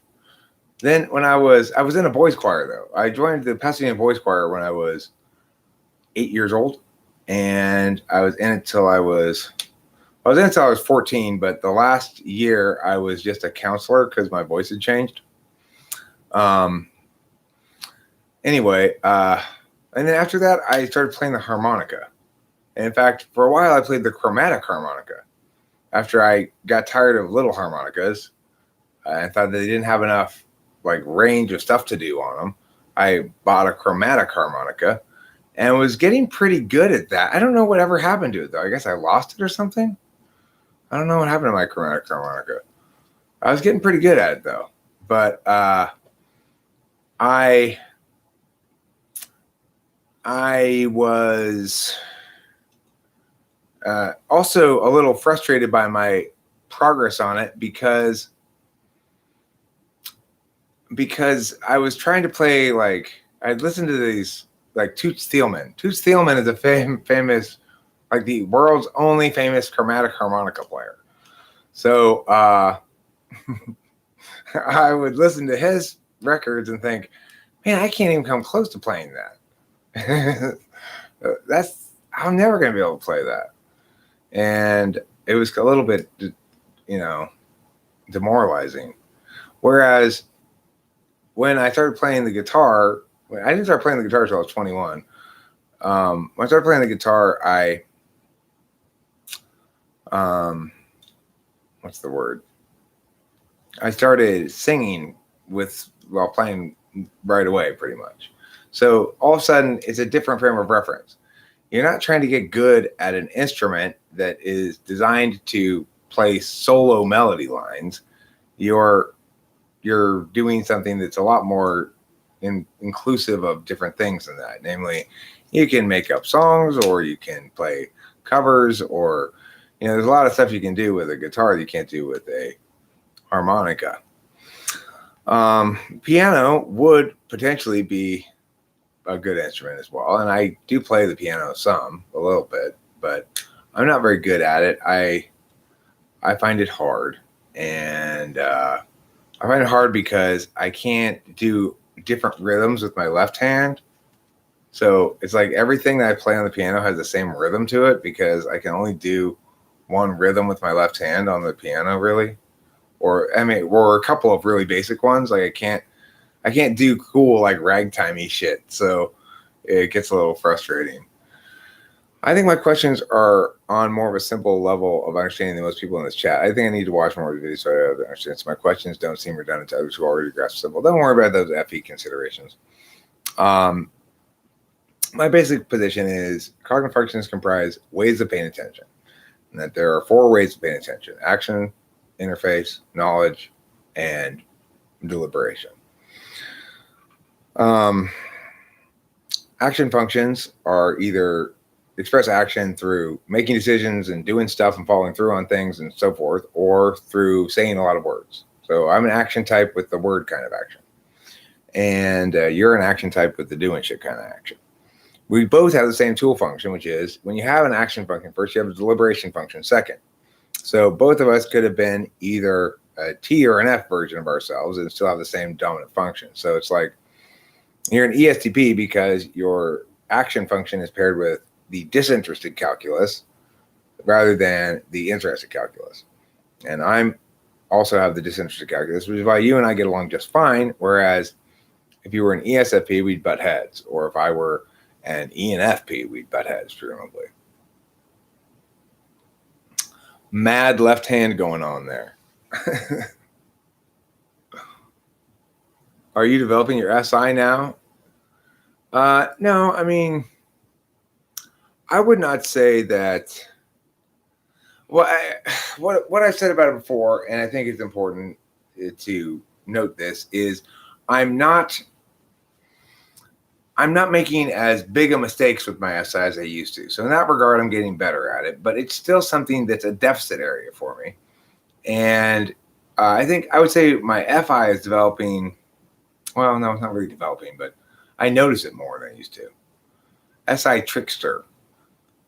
I'm not sure what, I don't use those terms. So is trickster, I don't know what slot that is. I think it's 8th, 7th, 4th. There's one of those 3. If you can tell me which slot it is, can answer the question. Let's all once again take a moment to be thankful we're not ESFPs. Trickster is 7th. Okay. 7th. So no, it doesn't necessarily mean that they can't retain textbook facts. It means what's really difficult for an SI polar person is to recall what they did today during the course of the day. They are literally unable to go, well, I got up, I went pee, I went to go make myself some toast, and I realized I didn't have any butter. So I just was like, Russ and Steven. 1 and 2 and 3 and 4 and. Okay. That's it. That's okay. Don't do stop. This is an example of my piano. This is my one piano song that I've written. Cheese every day, and the dairy that it was an injury for reasonable pay. Plus, I cheddar American is too.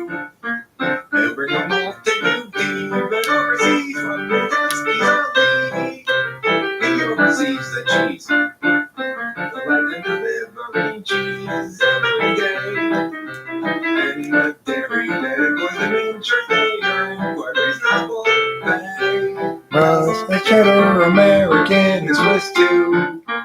He'll bring them all to you, Steve, and overseas from the Tusky. Overseas the cheese, he oversees the cheese.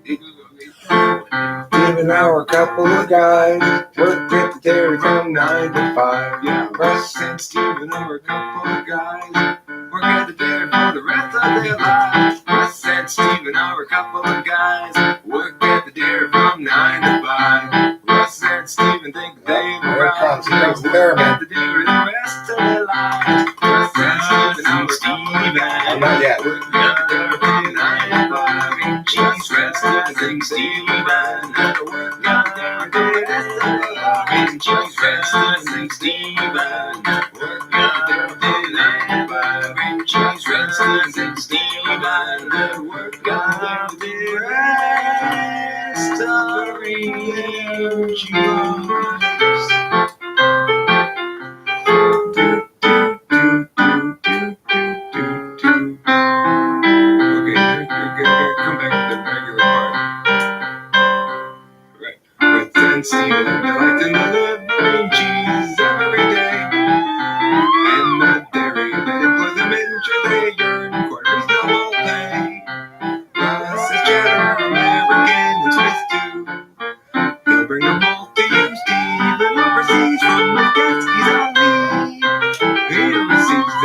Rasputin, Carolina, hurricane names buried down on the east. He was way up to tropical storm Isabel, became Bernice. But he never laments his lost chance at a life of ease.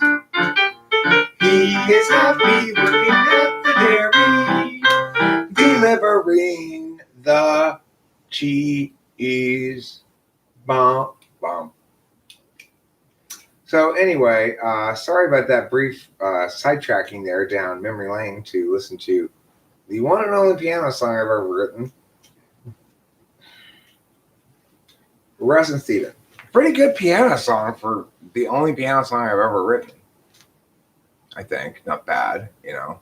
I wish I could have executed it better instead of being all jokey about it, but I just couldn't play the song. You know, it's like I wrote it, but I could barely play it. I still can barely play it. There's one part I can never remember how to play, too, the transition from this one thing to the other thing.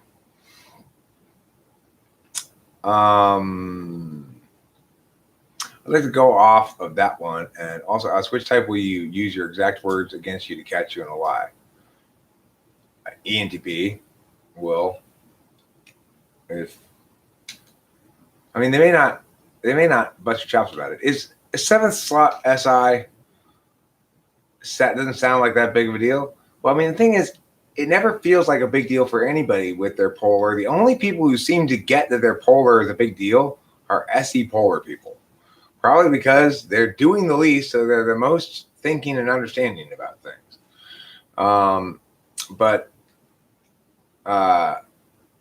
Like, I don't think FI, I think, phew, I got FI as polar. That's great. FE polar people probably go, phew, I got FE polar. Fortunately, because FE doesn't matter. TE polar goes, phew, I got TE polar. So I don't even know what that means. You know, it's like that's how people are with their polars.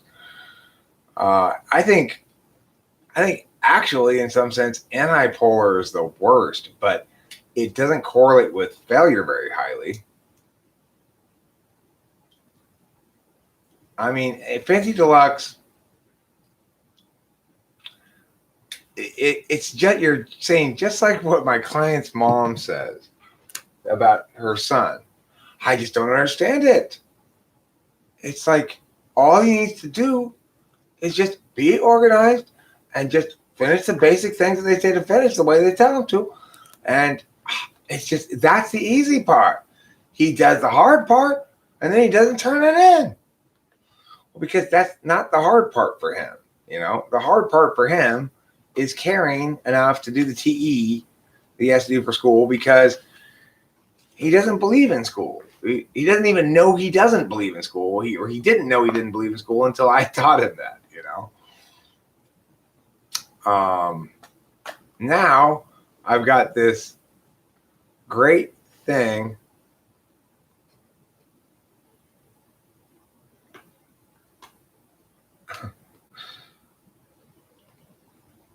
Well, it is a waste of time for him.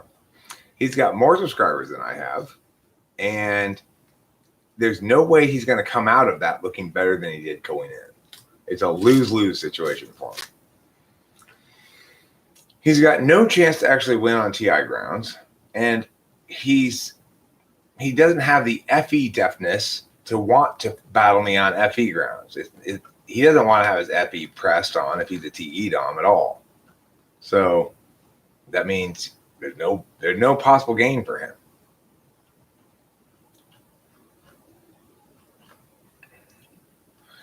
It's not just do shit. It's a matter of deciding what it is you're going to do, you know? It's like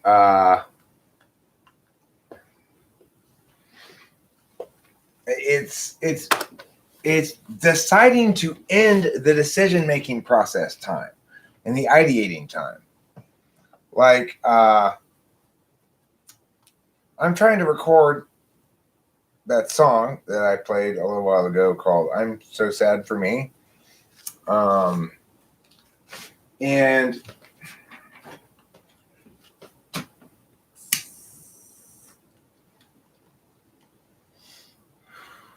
where was I going with this? Oh, right.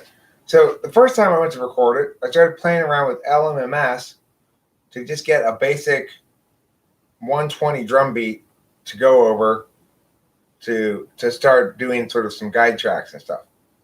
Instead, I made that Fire Force song because I started playing around with the beat maker too much, and then all of a sudden I'm no longer thinking about the song I was supposed to be making beats for, right?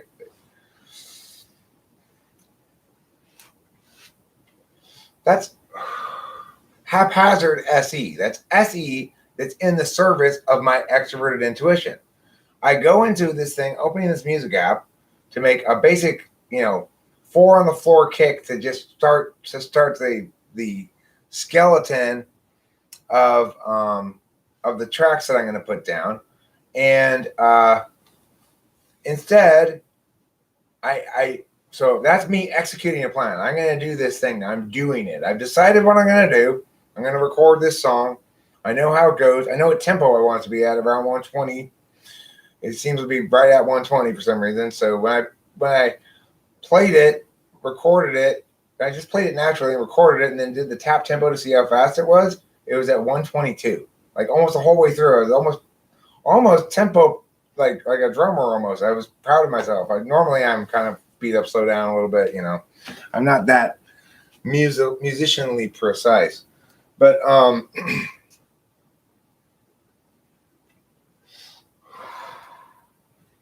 But then when I got into the LMMS app, my extroverted intuition said, but I want to play.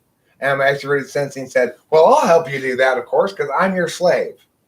I will do what you say, extroverted intuition, and that's play around with this thing. But what about this? What if I move the snare over here? How does this app work again? I haven't used this in a while. Gosh, where are those things? Oh, yeah, they're there. You push it over on the side. I couldn't.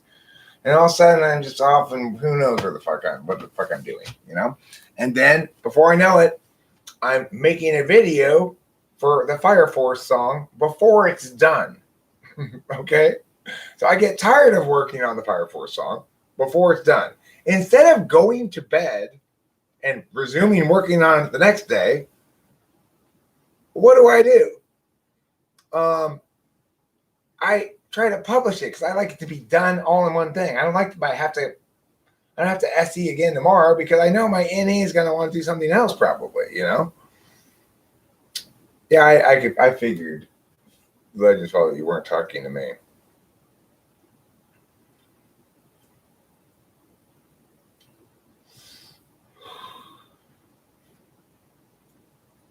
So that's like, that's what I'm saying about 8th slot being the slave of your first slot. For an ESTP, it makes a lot more sense. They want to do shit. They need to come up with some good ideas to do. That makes sense. So that's a logical way to go about life. On the other hand, I want to come up with a bunch of random shit. I need to do something to get people to pay attention to me. That's not a sensible way to go about living your life, right? It's backwards, but that's just how it is.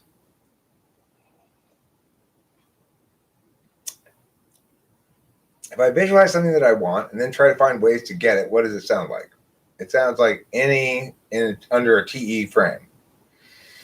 It sounds like any below TE. Like an ESTJ would do that, or an ESFJ. Because they've got, or an ISFJ, or an ISTJ. No, not an ISTJ. Yeah, maybe an ISTJ as well.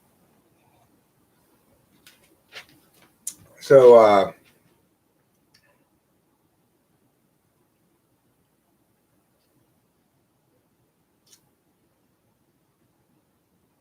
the problem with this 4 sides of the mind theory, or idea, or whatever you want to call it, is that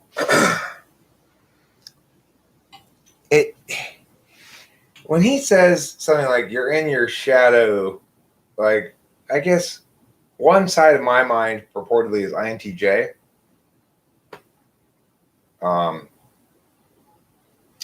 C.S. Joseph, I've heard claim before that when he was younger, he was in his INTJ shadow.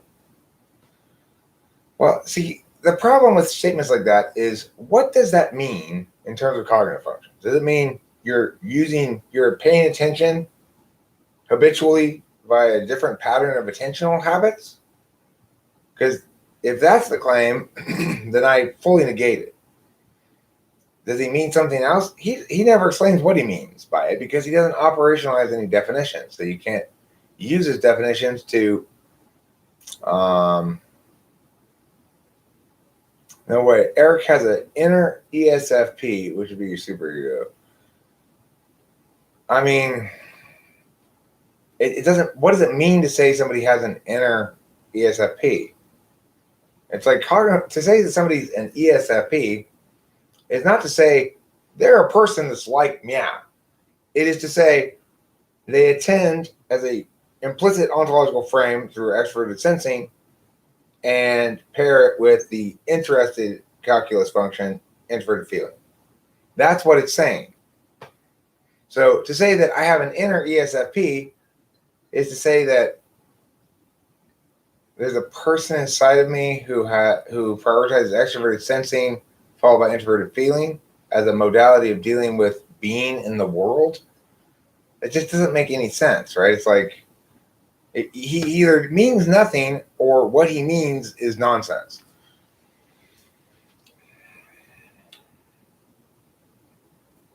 He says when you develop your functions, you can switch through all of these personalities.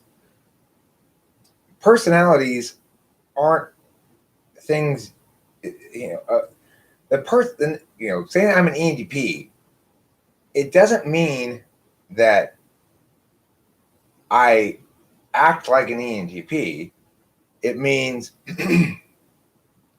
I habitually attend by an ontological frame of extroverted intuition. That's who I am. It's how I be who I am. Combined with introverted thinking is how I do what I do, basically. Those are my primary modalities because my native modalities are extroverted intuition and extroverted thinking. My other conscious modalities are extroverted feeling and extroverted sensing. And the reason that it's such is because to the extent that I'm spending my time doing a bunch of extroverted intuition, it requires introverted sensing to play a certain role in the relationship with extroverted intuition. If one of them serves the other and not vice versa. And it's like the analogy I made earlier yesterday or something. If I'm spending all my time playing with my toys and taking them off the shelf, then I'm not spending all my time putting them away and keeping them tidily organized. The two are exclusive of each other. You have a limited number of hours in the day, and you can't do both. In that regard, we know that being an extroverted intuitor means you have SI fourth slot. Not because you have SI fourth slot, but because to attentionally pay attention by extroverted intuition habitually is necessarily to include introverted sensing in the following capacities. It's like definitionally necessarily so.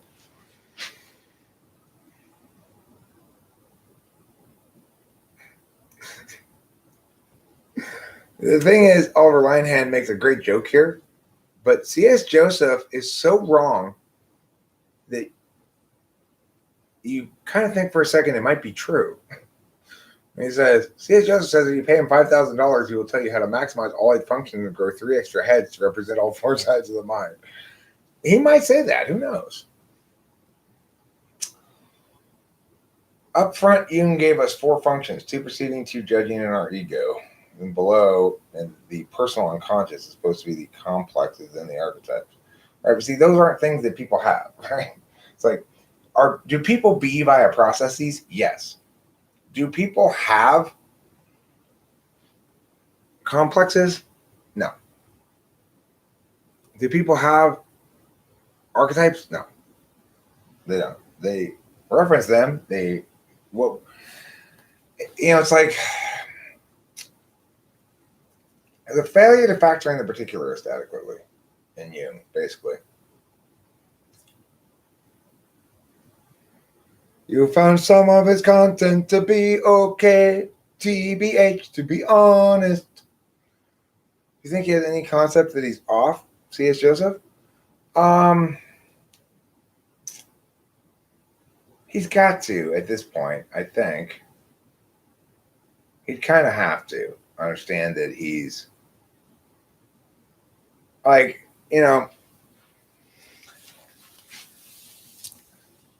if you happen to see that one live stream where somebody paid him $100 in the super chat to type me, and he typed me as ESTP, and no matter how you look at it, he did not give that guy his $100 worth, because he watched about 2 seconds of 3 of my videos and typed me as ESTP based on the fact that I said at the end of one of them, don't forget to eat plenty of cheese.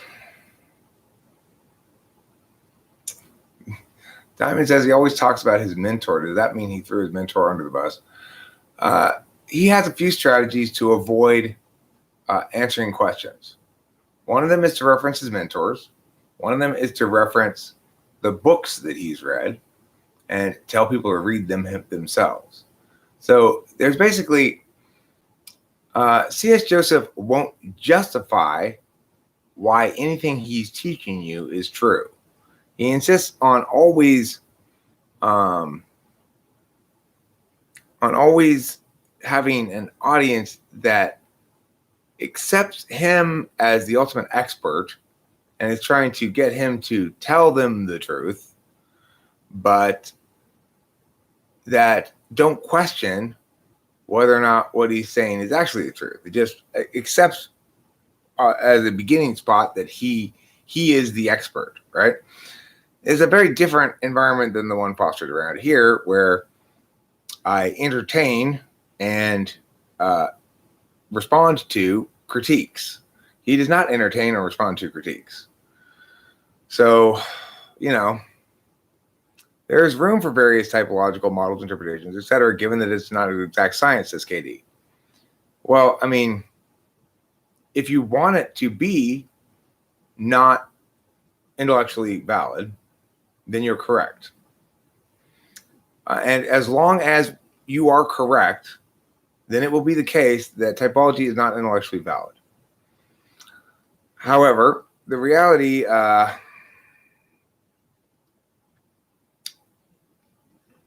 is sometimes it takes a while for people to reach consensus about the correct explanation for something.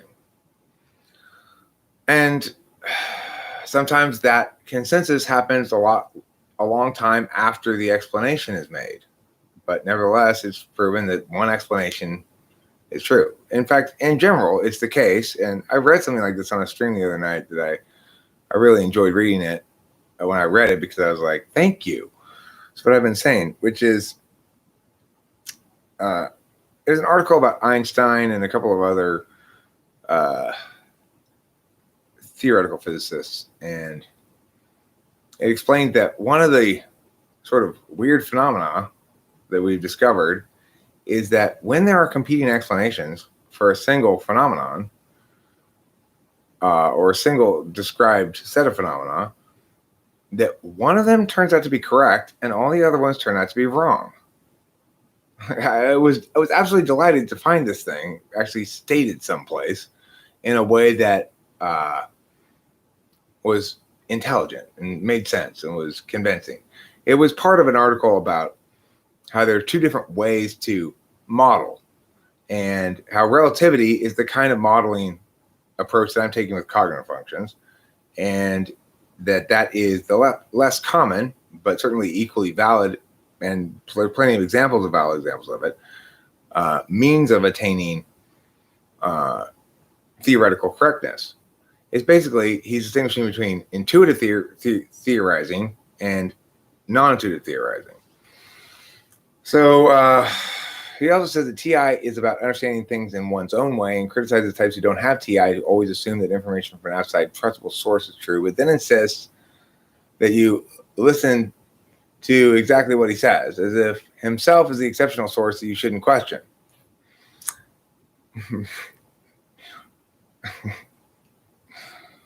Were you a little frustrated by the lack of TI robustness over at CS Joseph's channel?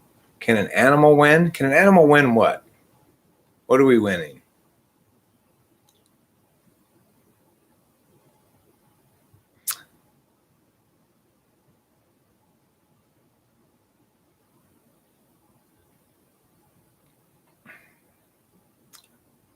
What, I mean, can an animal win what?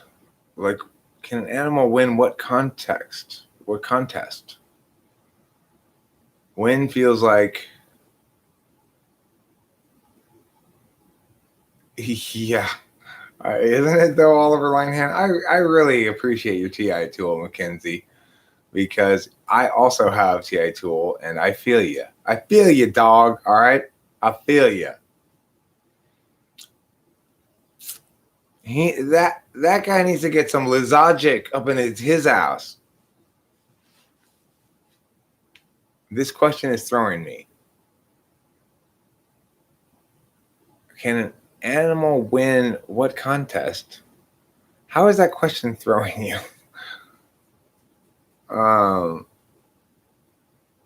What kind of animal, and why are they competing in something?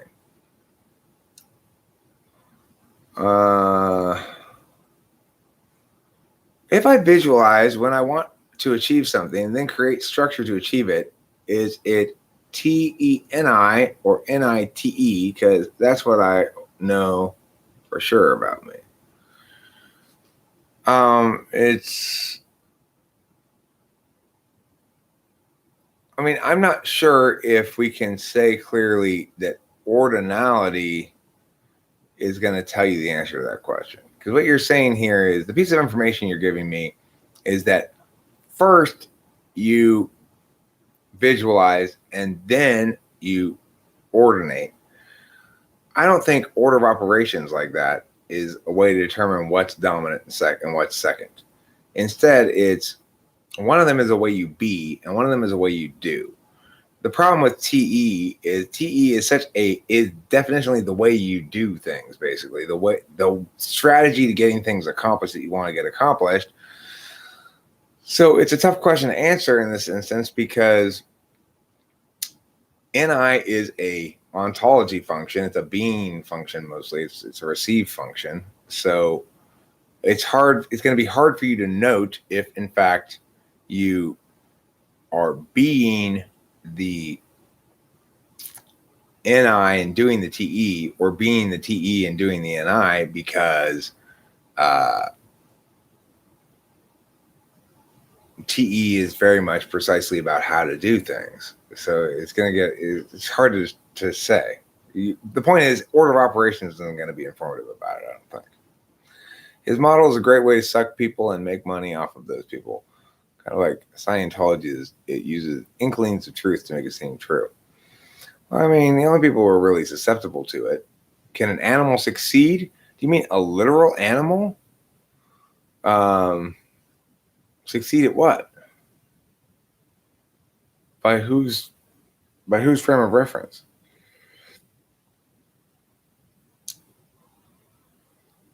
I mean, yes, an animal can succeed. For example, one racehorse can beat the other racehorses in a horse race, and that horse has succeeded in winning the race. Now, does the horse perceive itself as successful? I don't know, but the people can certainly see it as successful. Well, in this hypothetical, yes, the horse wins.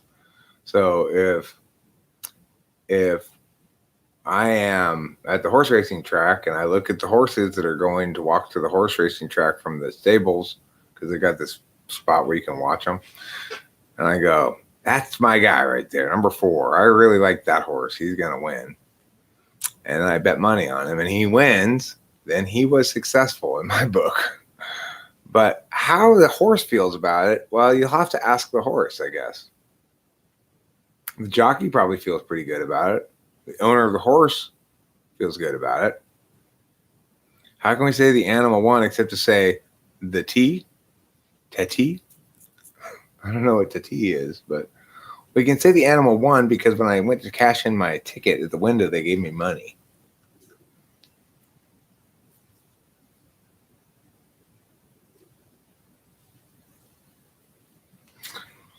I mean, I used to my old friend Alarino was a horse trainer, and he claimed that race horses very much wanted on their own merits to win the race if they were a classy horse. Whether that's true or not, I don't know. I don't have that much intimate experience with racehorses, but can the animal win without being part of a human team? Well, I mean, it can win according to our perspective. So let's say there's a nature documentarian documenting a battle between two wolves for alpha wolf status in Yellowstone National Park. One of those wolves can succeed in what they're both attempting to do. Or like the thing I watched the other day about, what was it? Bisons, I think it was buffaloes or bisons or something.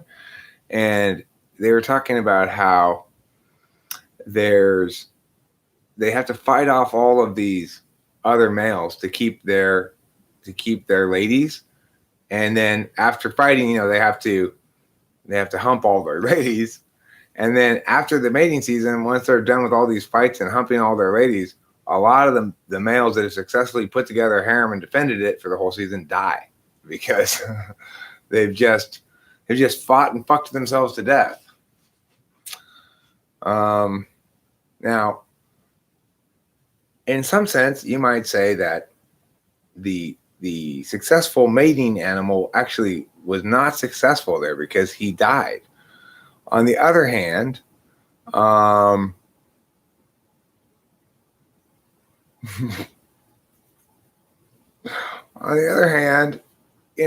if you were to ask the bison or the buffalo who won the fight, he'd say, well, I won because I still got my chicks and the other buffalo is not humping them. If you were to ask the documentarian who won, they'd probably say, well, the guy who retained the harem. If you ask the audience who won the fight, you'd probably say the guy who kept the harem.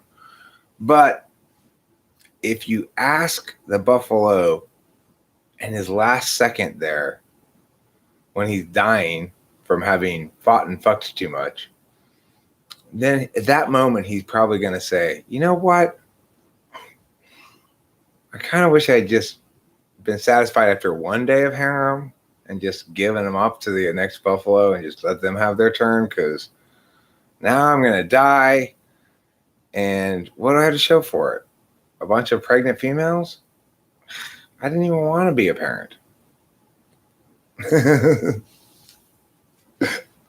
ESTP chimes in, I regret nothing. That's what he'd say. So, can animals perceive themselves as successful? Yeah. Animals often frequently compete with other members of their species for mates. And in order to do so, they have to have some sort of goal in mind. Namely, hit that shit. Smashing the Rari. That's their goal. Okay.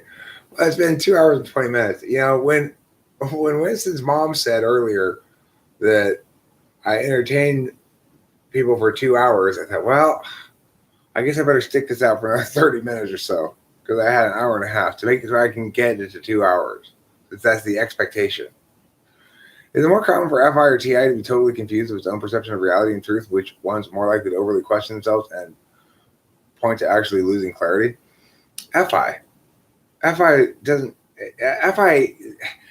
type that's more likely to question their own clarity is TI, perhaps.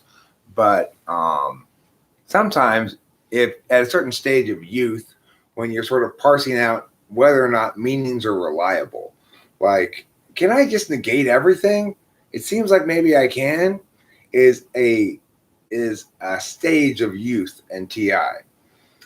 I mean, I outgrew that stage of TI to come to embrace that. Even though it's easier to negate, there are things that sustain scrutiny, and they are distinct from those things that don't. And once you accept that reality as basically so, then from that point forward, FI will always be more confused than TI about things that are appropriate for TI. And TI will always be more confused than FI about things that are appropriate for FI.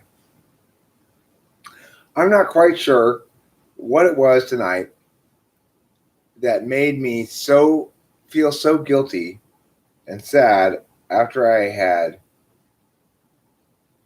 live streamed and was mean to Chad W. But because I'm mean to people a lot of times, I guess, But tonight, after I had finished that premiere, and I don't know, I said like 4 or 5 different things in response to him because he was arguing that COVID's all fake and they're lying to us and stuff like that. And I didn't like that, and it made me mad in the moment. But I was mean to him, and I felt bad afterwards because he was trying to get along with me, and I was being blinders on, kind of this sort of, like an army guy who's got zombies coming at him from every direction, and then accidentally shoots somebody who's not a zombie. But I didn't really have zombies coming at me from every direction. I found the zombies to come at me from every direction myself by going and looking at all the different arguments I saw. No, I also told them, like, that's stupid, and you're arguing stupid things because it's more important to have the right reasons than to be on the right. I just sort of beat him up a little bit. I mean, I agree, but see, that's what I'm saying about the FI polar being weird. When I reflect back on the occasion, I think, Eric, that's fairly mild for you. That's certainly well within the range of your normal behavior, and you normally don't feel anything at all about like this when you slap someone around. You just blame them for being wrong. So, but for some reason tonight, it hit me hard. It was like, it hurt my heart. I imagined Chad being sad in front of his keyboard and me having ruined his evening. And I just like, oh God, Eric, you fucking asshole. But again, it's like, if that's me being a fucking asshole, then normally I'm completely unjustifiably awful, because that's fairly mild for me. Hi, Leaf Trimmer. How you doing? I have had a fair amount of trolls lately. I get a little. I wouldn't call myself defensive and gun shy. I call myself offensive and trigger happy.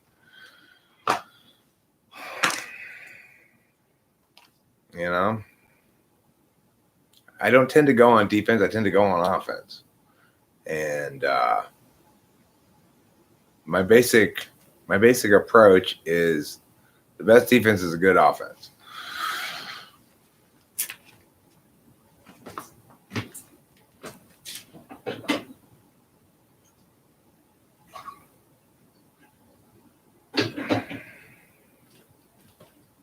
I remember another occasion like that from way, way back when I was in college in Santa Cruz, and I worked at the Santa Cruz Beach Boardwalk, and I was working the Cyclone, and I yelled at a lady because she kept sticking her leg out for the thing, but I don't think she really heard me, and when she came down, I yelled at her, and then she looked all like sad and like hurt, and I was like, oh, why did I decide to be an asswipe all of a sudden?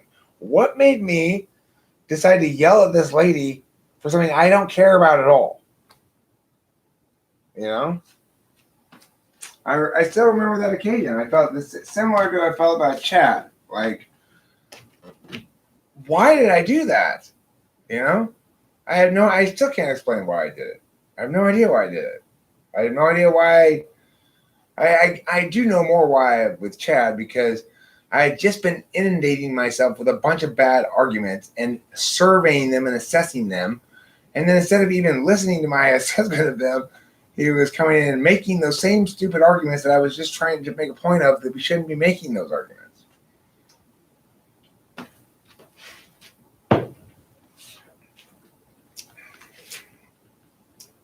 Well, Rachel's been on her period. She says this, today's her last day.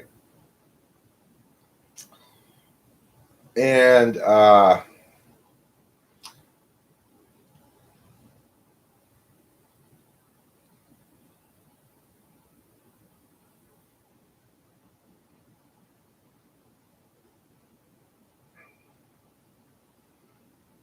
yeah,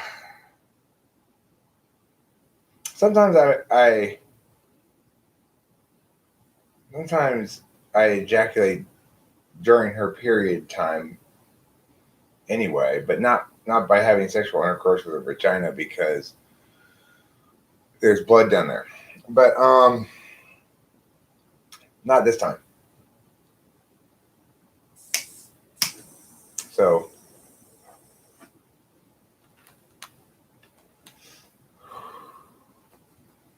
that's the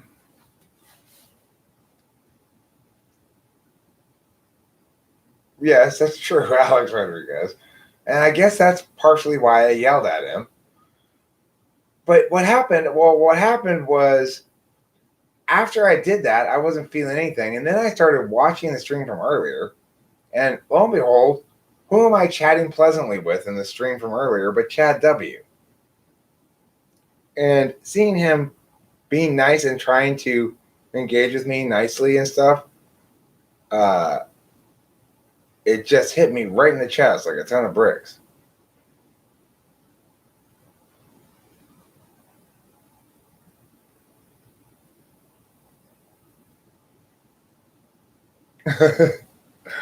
Our plan with NINTE and is basically, depending on the circumstances, but I'm usually starting immediately and skip details if I know it's going to be easy. If I keep failing, I keep researching until I get it.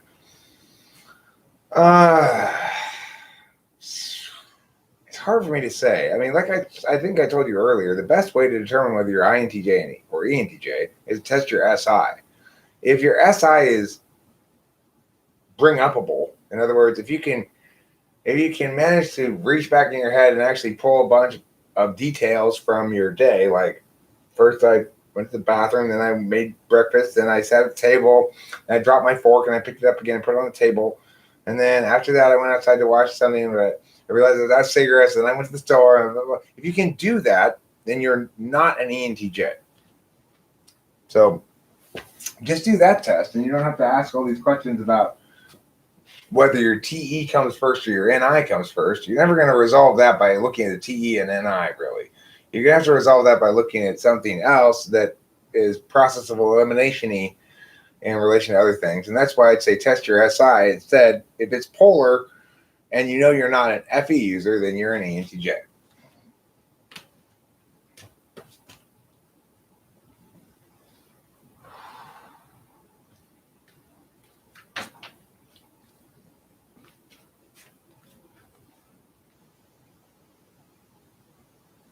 I'm not saying FE is a bad thing to use. I'm just saying if he knows he's not FE and he's SI polar, then he must be an ENTJ. If he's right about not being FE. And he does seem more TE than FE to me, just in his initial interactions here. But I know better than to try to type people from the chat, because I have been misled terribly by chatters in the past when I finally meet him and I go, "You're nothing like I thought you were from reading your chats." So, you know.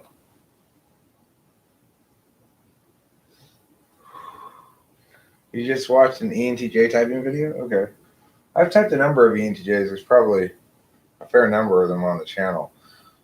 I don't always remember to put them in the playlist. So if you're looking at the typing sessions playlist, only some typing sessions are in there. But I do have at least like 5 or 10 videos of typing ENTJs. And Andre Z found that revelatory. So I would suggest to Jurentius that maybe he find that revelatory on the question of whether he's an INTJ or an ENTJ as well. I don't know. Nathan.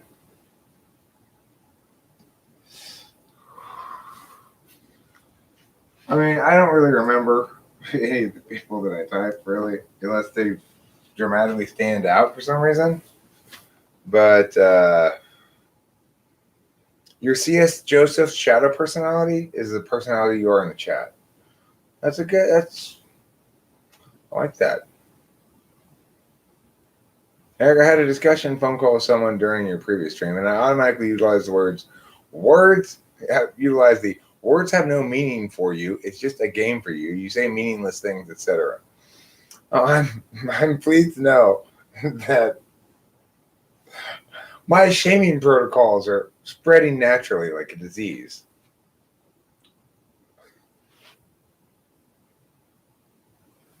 This is odd because your name is Nathan and Eric typed you as ENTJ. Did he watch your video and you say you're an ESTP? Why would I type you as ENTJ then? Did you test SI polar?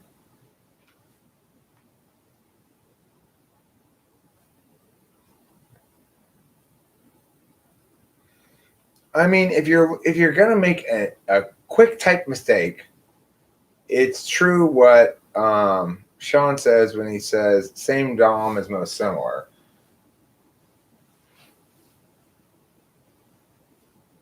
But I think that if you know a little bit more about typology, like I think I'm very unlikely to mistype an ENFP as an ENTP or an ESFP as an ESTP, or an ENFJ as an ESFJ even. But I think that people who are less deeply practiced at typing people probably will.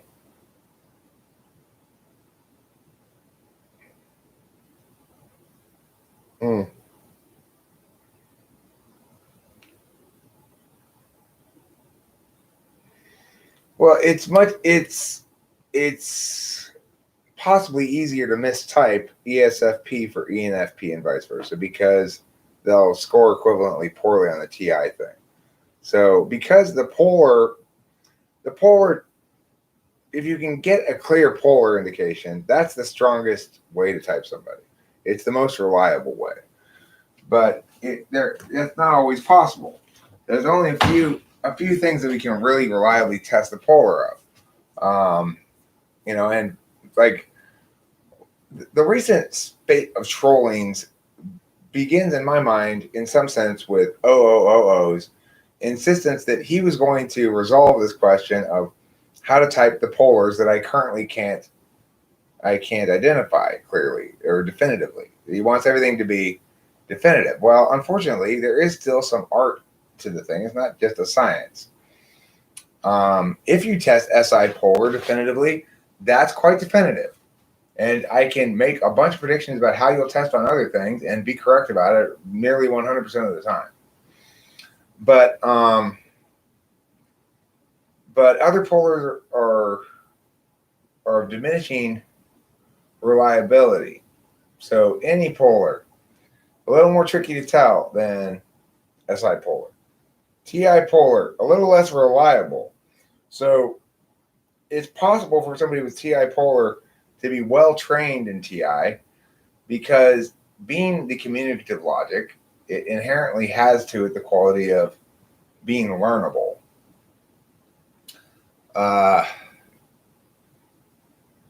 NI polar, I think I still have some faith that the rat test will be a good indicator of NI polar. I've seen it work on NI polar people on a few occasions, but I've also seen at least one NI polar person who I know to be NI polar not test positive for polar.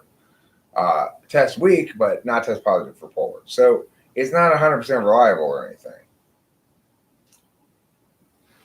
How is it so that SI polar doesn't have inner monologue? I cannot confirm that statement. I cannot confirm that SI polar has no inner monologue. I can confirm that SI polar does not keep track of experiential details, only takeaways. And that's why they can't remember, they can't tell you a story about the time yesterday they went to a restaurant and how Judy had to go back and get her drink replaced because they gave her the wrong drink.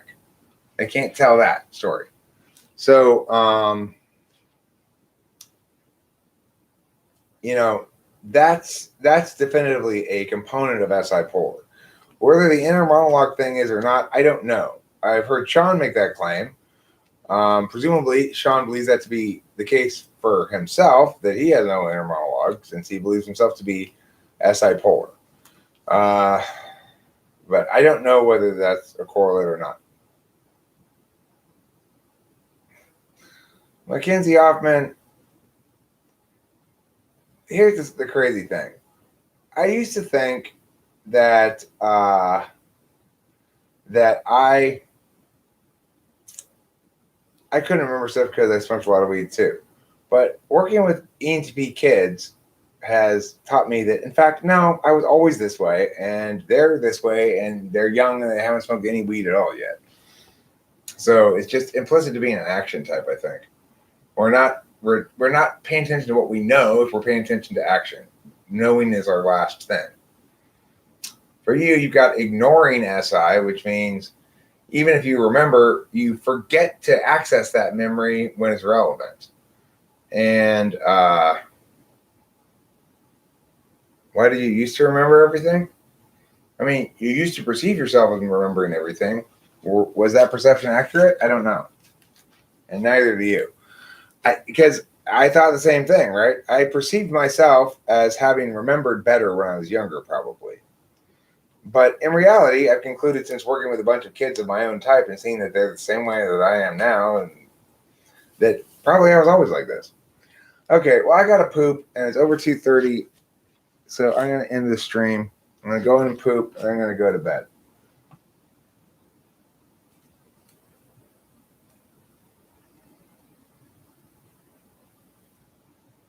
Okay, so Sean says, well, I don't agree about memory anyhow. I agree that my long-term memory doesn't have implicit memories, but I can remember sensory for a day or two. Well, that's one of the reasons why I'm not entirely convinced you're an ENFJ, and I think it's certainly very plausible that you're ESFP. I know we talk a lot of shit about ESFPs around here, and that's our bad, kind of, and I don't, it's like, there's nothing wrong with ESFPs, but nobody wants to be one, right? So if you're telling me, well, I have these experiences and they're inconsistent with what you do know about ENFJs, but I'm going to try to create a new consistency, then that's not really going to work. I tested you for TI polar. I concluded you were fourth. I mean, 4 and 7. I don't know. It's like, the thing is, Sean, I don't know what your type is exactly. It's like my experience in dealing with ENFJs suggests to me that you're very unlike those ENFJs. However, I prioritize a process-based analysis format. And since I did do some testing on you, to the extent that you tested TI 4th instead of 7th, well, like I said before I even addressed this issue of you, TI is one of those functions that, despite being having a strong correlation between the actual function and the skill, is learnable. So it's a little less reliable as a polar test than, say, the SI polar test. The interesting thing is, I began with this, and you said, well, I don't agree with you about memory thing. Well, okay. It sounds to me like that's because you have determined that you're an ENFJ, and this test that says you're not, says you're not. So you're disagreeing with the test. But the test is proven by shit tons of testings. And, you know, you're clearly seeking a specific outcome. So, you know, not that that necessarily means you're wrong, but it does give us pause. Okay. Bye, everybody. Thanks for being here. Don't forget to eat plenty of cheese.